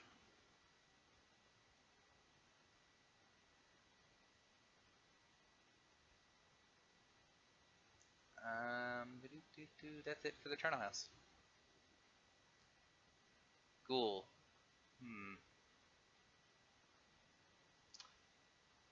That's into your reflex. Yep, that hits. 42 damage, minus 8 against me. Makes his answer of which rogue to attack a lot easier. He's gonna grab Falrus. Or attempt to, at least. Well, actually, he doesn't have to attempt to. So 29 versus AC, which I assume misses. Yes, that's a miss. So he grabs you. 1, 2, 3, 4. So he'll shift to here and move you to there. Okay. Regdar, you're up. Sorry, I was muted. Real quick question. If I teleport but I'm still adjacent to the face of school that's grabbing me, does the grab maintain? I think teleportation automatically breaks the grab, regardless of where you go. I did too, but I didn't know I couldn't find the rule. And all right, anyway, I'm gonna I'll champion step and teleport to here and break the grab. I will minor action to. You know what? I'm not gonna do that. Go ahead and do the other thing. I'm going to.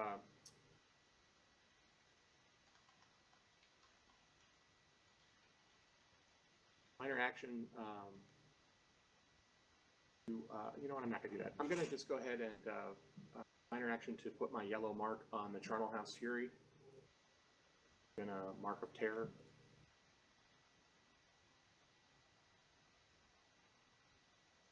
30 versus AC. 30 versus AC does hit. Great. He takes 25 damage and he's stunned until the end of my next turn. You notice that he is not actually stunned. Why not? He's immune to fear. Ah, alrighty then. Well, that sucks.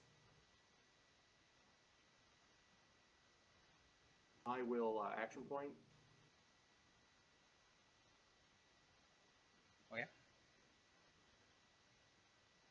A lot of stuff going on then. I will go ahead and do a. I'll do a Hydra charge. No, I'll do come and get it.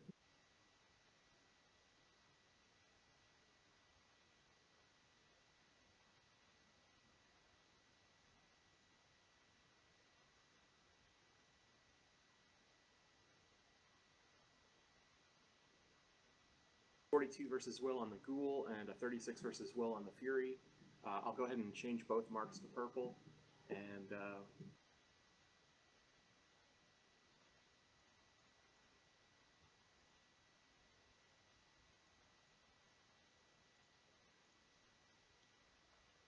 Anything else? no, I'm done. Meryl, you're up. Okay. Moving into flank, gauntlet, taste of life.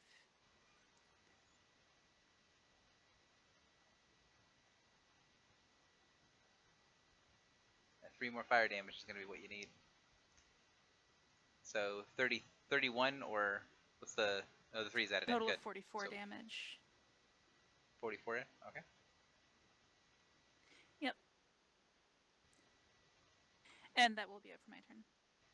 You notice that it seems to be vulnerable to your necrotic damage. Oh, nice. Now bloodied. Oh, I bloodied it. Okay, that actually matters. I have Kyber Shard of Life Drinking to fill back up on health. Or actually, I'm not going to use the Kyber Shard, but I am going to do my Lifeblood and get a +2 to attack rolls. All right. I think that's it for Meryl, correct? Yep. Mistral, you're up.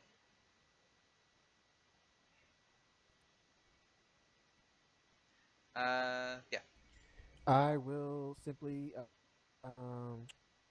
and that'll be it from me. I didn't hear anything of what you said. Second wind.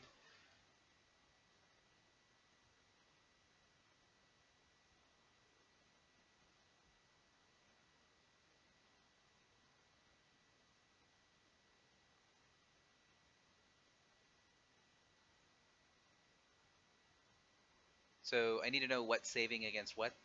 That first one is against the blind and everything, and the second one's against the ongoing, or vice versa.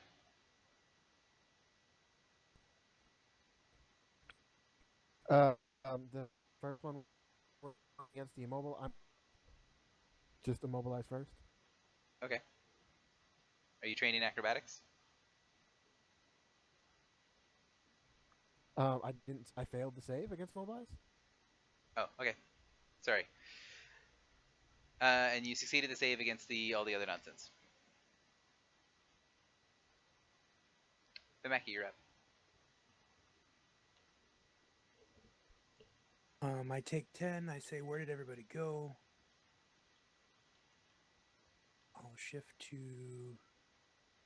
here, shifting 2.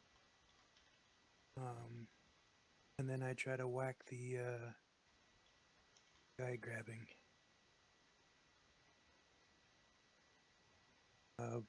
-5 on the attack, is that right? Correct.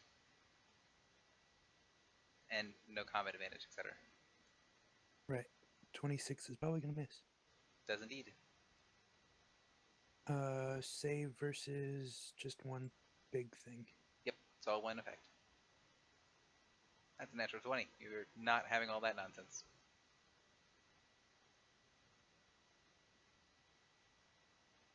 Kuro, you're up.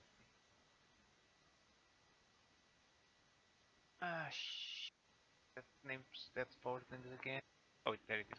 I'm going to use Depth Strike on this gentleman here. It's a free action. Everyone's going to remember to click their buttons and then explain.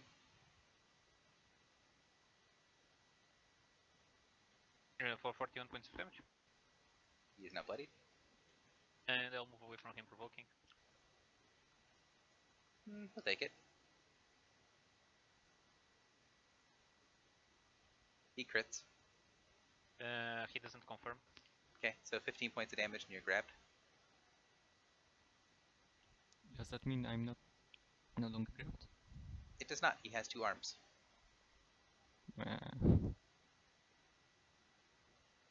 So you take 0 damage and are grabbed.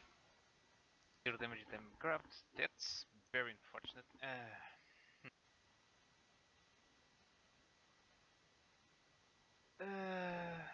So, actually, I realized Faurus, from his expert grappler,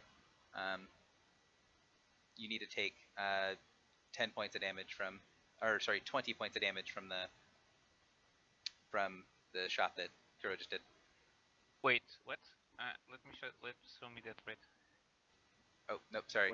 The effect on the actual grab, the thing that he just grabbed you with. Until it grabs ends, any melee or range attack that hits this creature deals half its damage to the grab creature. So, okay. Part of Grasping Claws. Okay. Shit.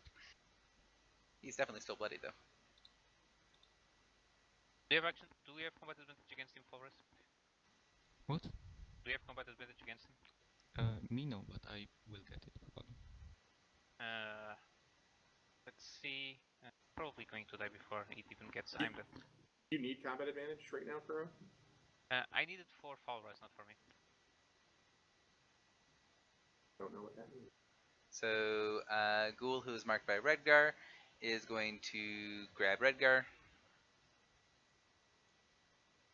34 AC, which I assume misses. That hits me right on. Oh, alright. Do you want me to Guardians counter that? Sure. Wait. Shit. Can I still get my turn? Because I didn't notice part of that, but I guess it's too late. It is, unfortunately. So, he's now violating Mark. Yeah. To do the thing. Will do. Also, Kuro, I think I needed a saving throw from you for Faceless. Yes, that was the point.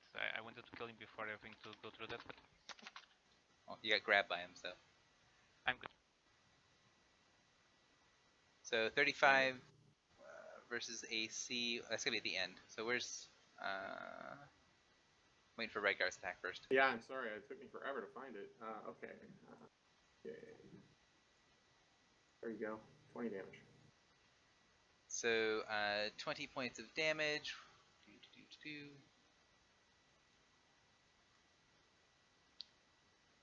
And then he is going to go 1, 2, 3, 4 with Meryl grabbed. Meryl, you're gonna go over here, and then Is that provoke from me? it's a shift, so no. Oh. Well, I mean, It would have. it's a shift, so for that. Yeah. Already punished him.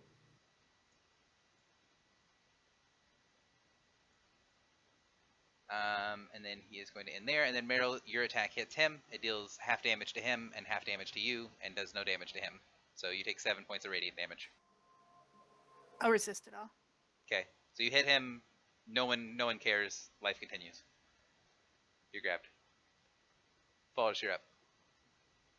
Okay, I try to escape with acrobatics. Do I? No. Oh, Meryl, did you make your save against being hit by that, or did that not hit you? The 34 AC did It not. missed me. Okay, even with the -2 penalty to defenses from the aura? With that, it would hit, but doesn't it get a penalty for violating Mark? He does. So Yes. that's why I'm making sure that everything's included. Yeah, cool. I'm sorry, Flowers, carry on. I thought you included the penalty to in the roll because of 34. No, Did you not? I didn't include it. No. Okay, well then that would have missed me. So anyway, we'll go ahead. But Okay, I. why would it for being escape. too higher miss you? I don't understand that. But sorry, Flowers, go ahead. I rolled 40 acrobatics for escape. Do I escape? You do indeed. Okay, I'm not grabbed. I'm going to use Path of the Blade, shifting over under Mistral and attacking the guys They both grant combat advantage. One is non-lead, second one is not. 45 on the ghoul, 34 on the guy, on the fury. Both of those will hit. So the ghoul will take, looks like, 16 points of damage, and Kuro, you'll take 15. Okay. I will use actually from here I do not get combat advantage for the fury, so yeah, so that sucks.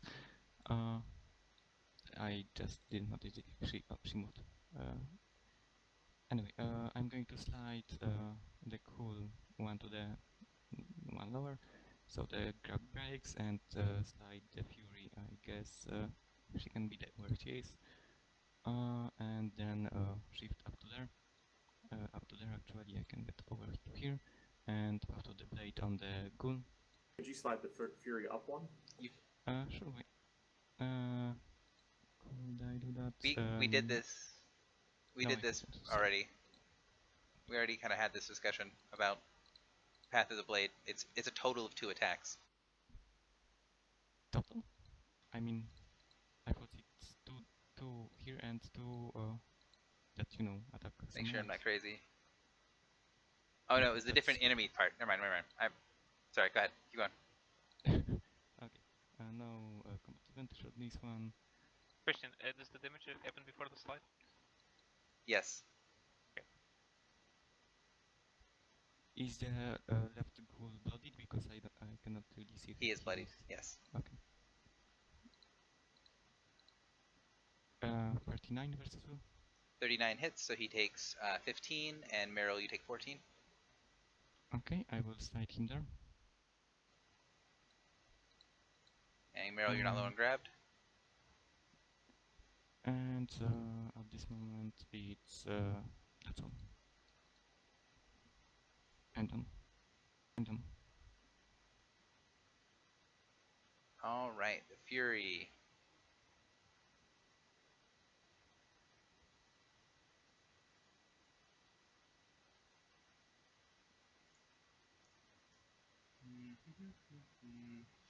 He is marked by Redgar. Okay, that's who he's marked by.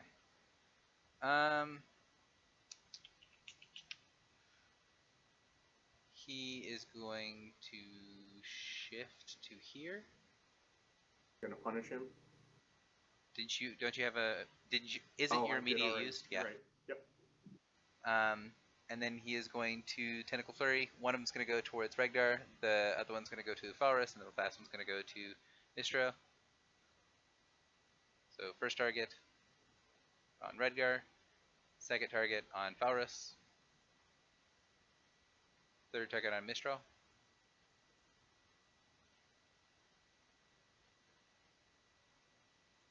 But if you got hit, please make your saves. If you did not get hit, then don't worry about it. And if Mistral, if you got hit, which I think the 37, pretty certain it does hit you, please make a moderate DC endurance check for me. So Mistral, you're already infected, so you need to make the DC thing instead of the save.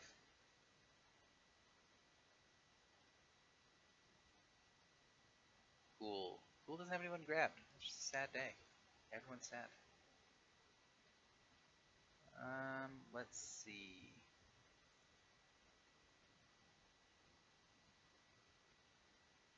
He is going to grab at Vimaki, I guess. So 29 versus AC, I don't think hits you, Vimaki. 1, 2. Nice. He's going to grab you and pull you over here.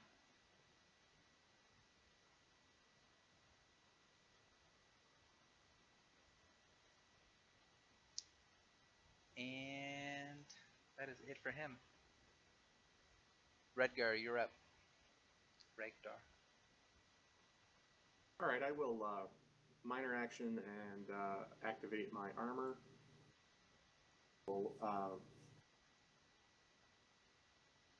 Positional advantage I can see.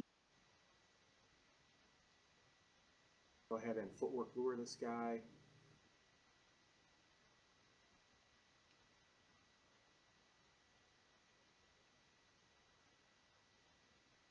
40 AC for 21 damage. Here and pull him into my square. He's dazed. When you say pull him into my square, do you want to pull him here or do you want to pull him here? I can't occupy the same square as him at the end of my turn, so it has to be there. Okay.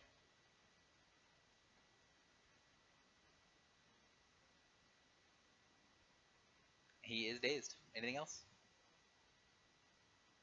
Nothing else. Lord Merrill, you're up. Okay, do you want me to leave the face of school marked? Fine with me, but I don't care. If you need it, go for it. If you don't need it, that's fine. I was say it's not marked anymore because it was Oh, fighter right, marked, just faded. and you just yeah, had your just turn. faded. Yep. Oh, okay. I'm gonna move up. I'm going to challenge it, and then I'm going to taste of life. Tastes like death.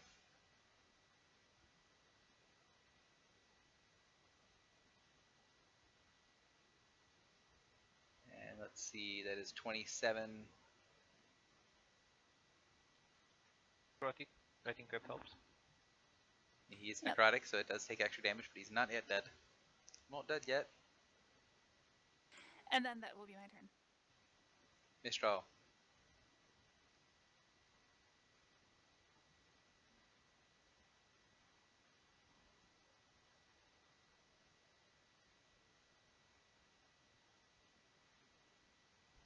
Blast on the Charnel Fury. He doesn't move anywhere. He just takes 29 damage, probably less because it's radiant. And, and I'll be done. Alright, that will definitely hit. It will do a little bit less damage. And Vimaki, you're up.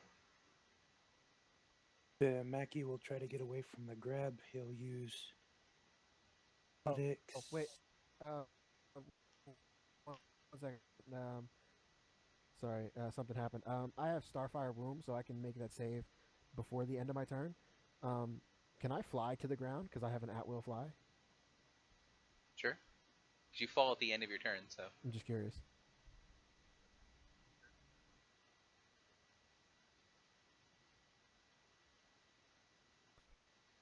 I fly down and I slide the. Oh well, never mind. Done. Okay, Vimaki. I try to break the grab with athletics. You succeed. 33. That lets me shift, yeah? Shift 1. I have the thing that lets me when I shift. I shift 2, which is a button in here somewhere. Great Cat Armor, probably. Nomad's Blessing. Okay. So I shift and then charge. Okay. With another button, which is there.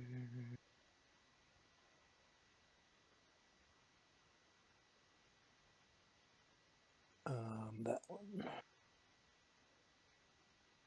39 for 48. Dead.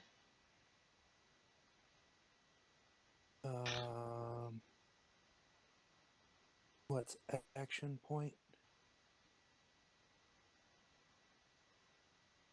And charge again. There. Dazed anyway. That's not the right one. That is 34 for 40. 34 versus AC. Is that including combat advantage? It is.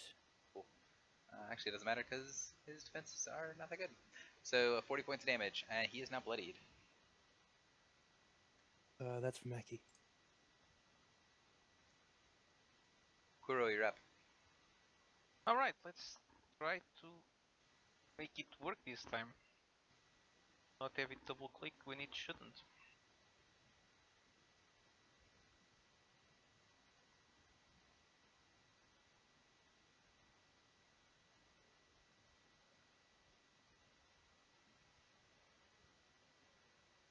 Alright, on the Fury 45, 10.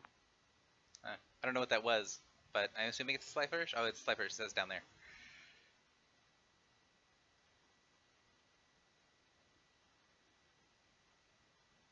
Ghoul.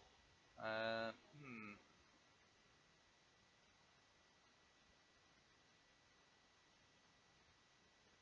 Yeah.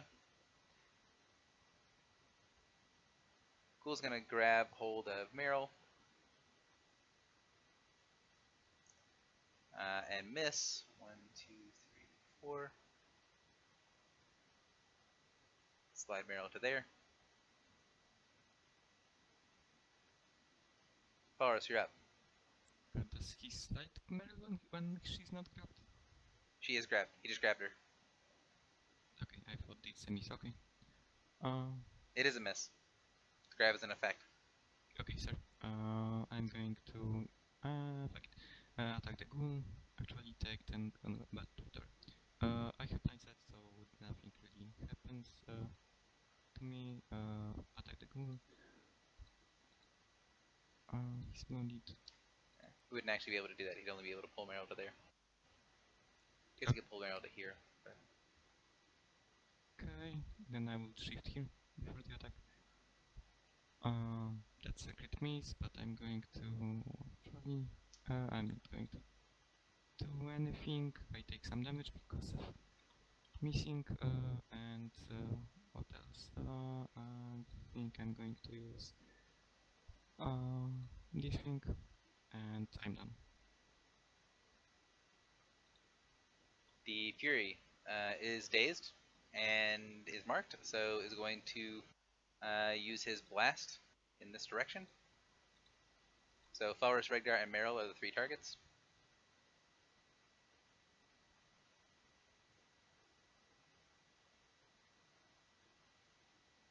So crit on Falrus, 35 versus Regdar's Fortitude and Will, and Meryl, 31 versus your Fortitude and Will.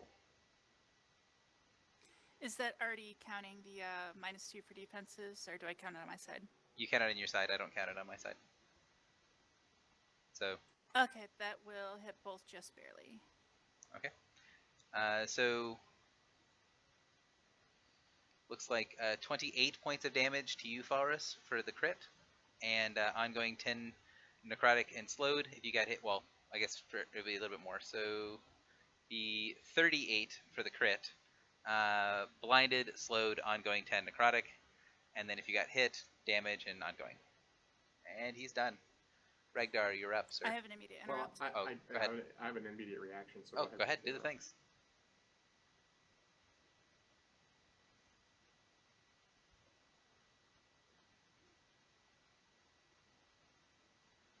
Okay. Do your immediate, Regdar. Okay. Working on it. Did both defenses hit you or only one? Both. So keep in mind you were also blind. Yeah, I did.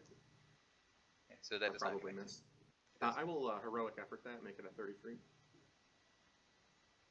33 does hit. Did you include combat advantage or no? I did, because he's dazed. I only gave myself a -3 for the blind. Right. You can never have combat advantage against things you cannot see. -8, so then it's a 31. 31 does not connect. Oh, I thought a 30 hit him. So I'm Nope. confused. 34 hit him. Okay. Lowest things hit him for a while. Well, whatever. All right. Someone punched him in the will for 30 and that hit. I would not have. Anyway, doesn't matter. It's my turn. Yep. Is the blind save ends? It is all one effect and it is all save ends, yes. All save ends. So first I will not take 10 necrotic because I have 10 resist. I will go ahead and use this and save.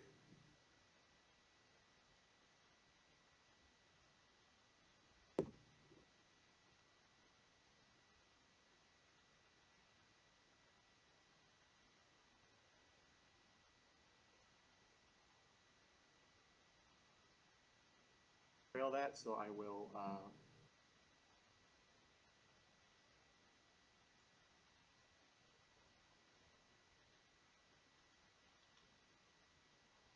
is it?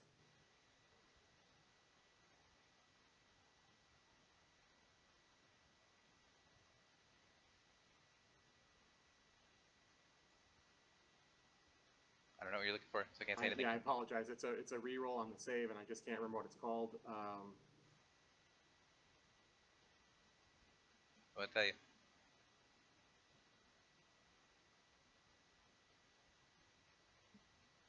If you find it before the end of your turn, then worry about it, I guess. But you're trying to not get blinded. Well, I get a bonus Yeah. from on the save. Yeah, you need to do it I quickly. haven't played in so long. Yeah, I will do it as quickly as I can. So bear with me, and I will find it and hit the button and just hang on.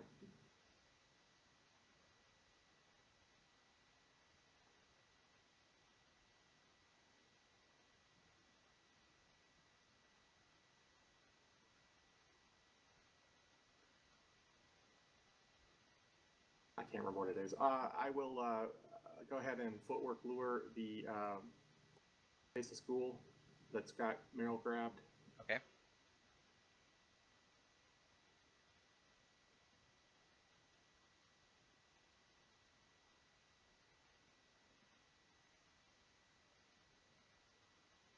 That does not connect, unfortunately. I will mark it. You know what? I'm going to reroll. No, I'm not. I'm going to be done. See if I can find this reroll on the save and move on. Save at the end of your turn, please. I'm going to see if I can find this thing. If I don't, I'll go ahead and... Okay, Meryl, you're up. Okay, skill check to escape.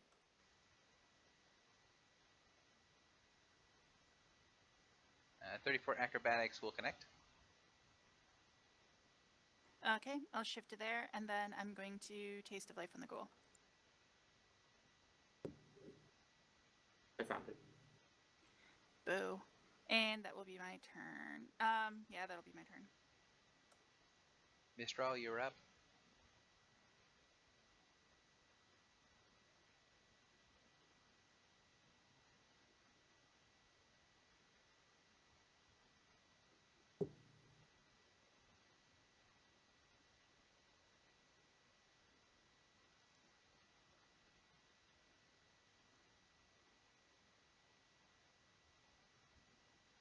Meryl, do you have stuff that turns off or problems that happen to you being hit with radiant damage? I never know what part of vampire nonsense exists.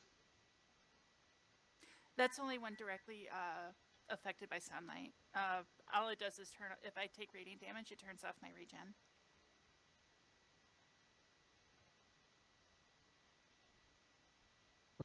Okay. I'm flying here, and I will Frigid Blade. And you are vulnerable radiant, so you're taking extra damage from it, right? Or do you have resistance from No, radiant? I took Divine Vampire. Okay. I've resist 10 radiant, and I no longer have vulnerable because I took Divine Vampire. Okay.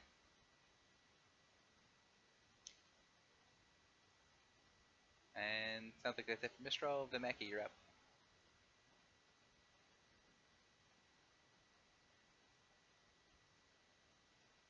Vimeki will remember to turn his microphone back on. And then move charge, something original. So shift 2 back and then whack the thing.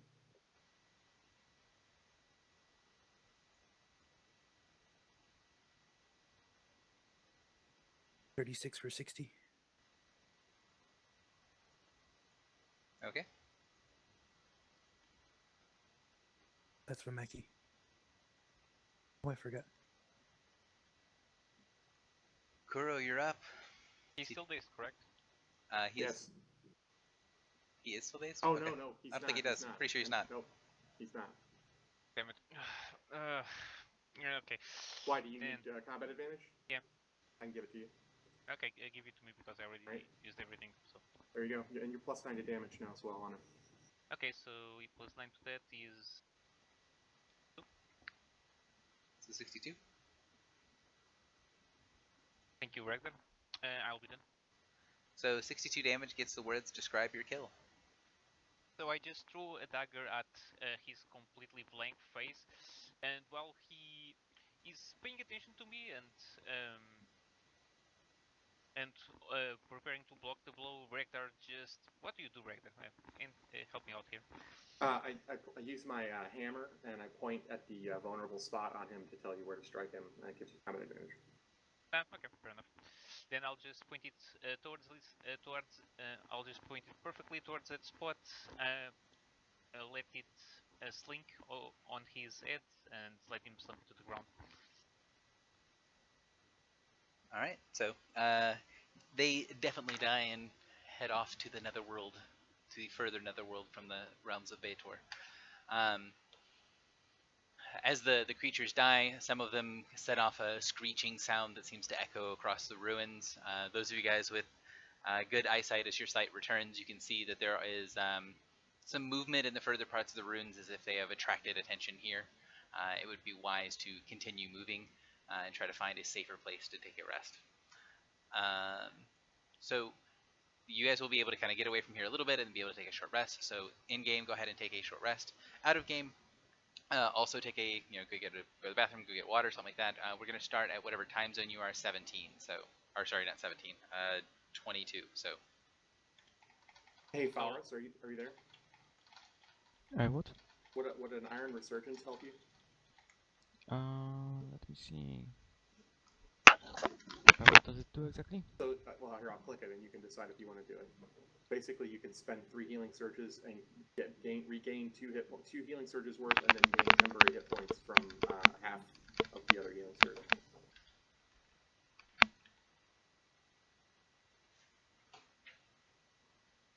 So, in other words, instead of resting, that would be an option, and then you could start with temps. Like you could, well, no, can't do that. If you need to get encounter powers back, it probably doesn't work for you. Yeah, it's better to rest for me and. Hey,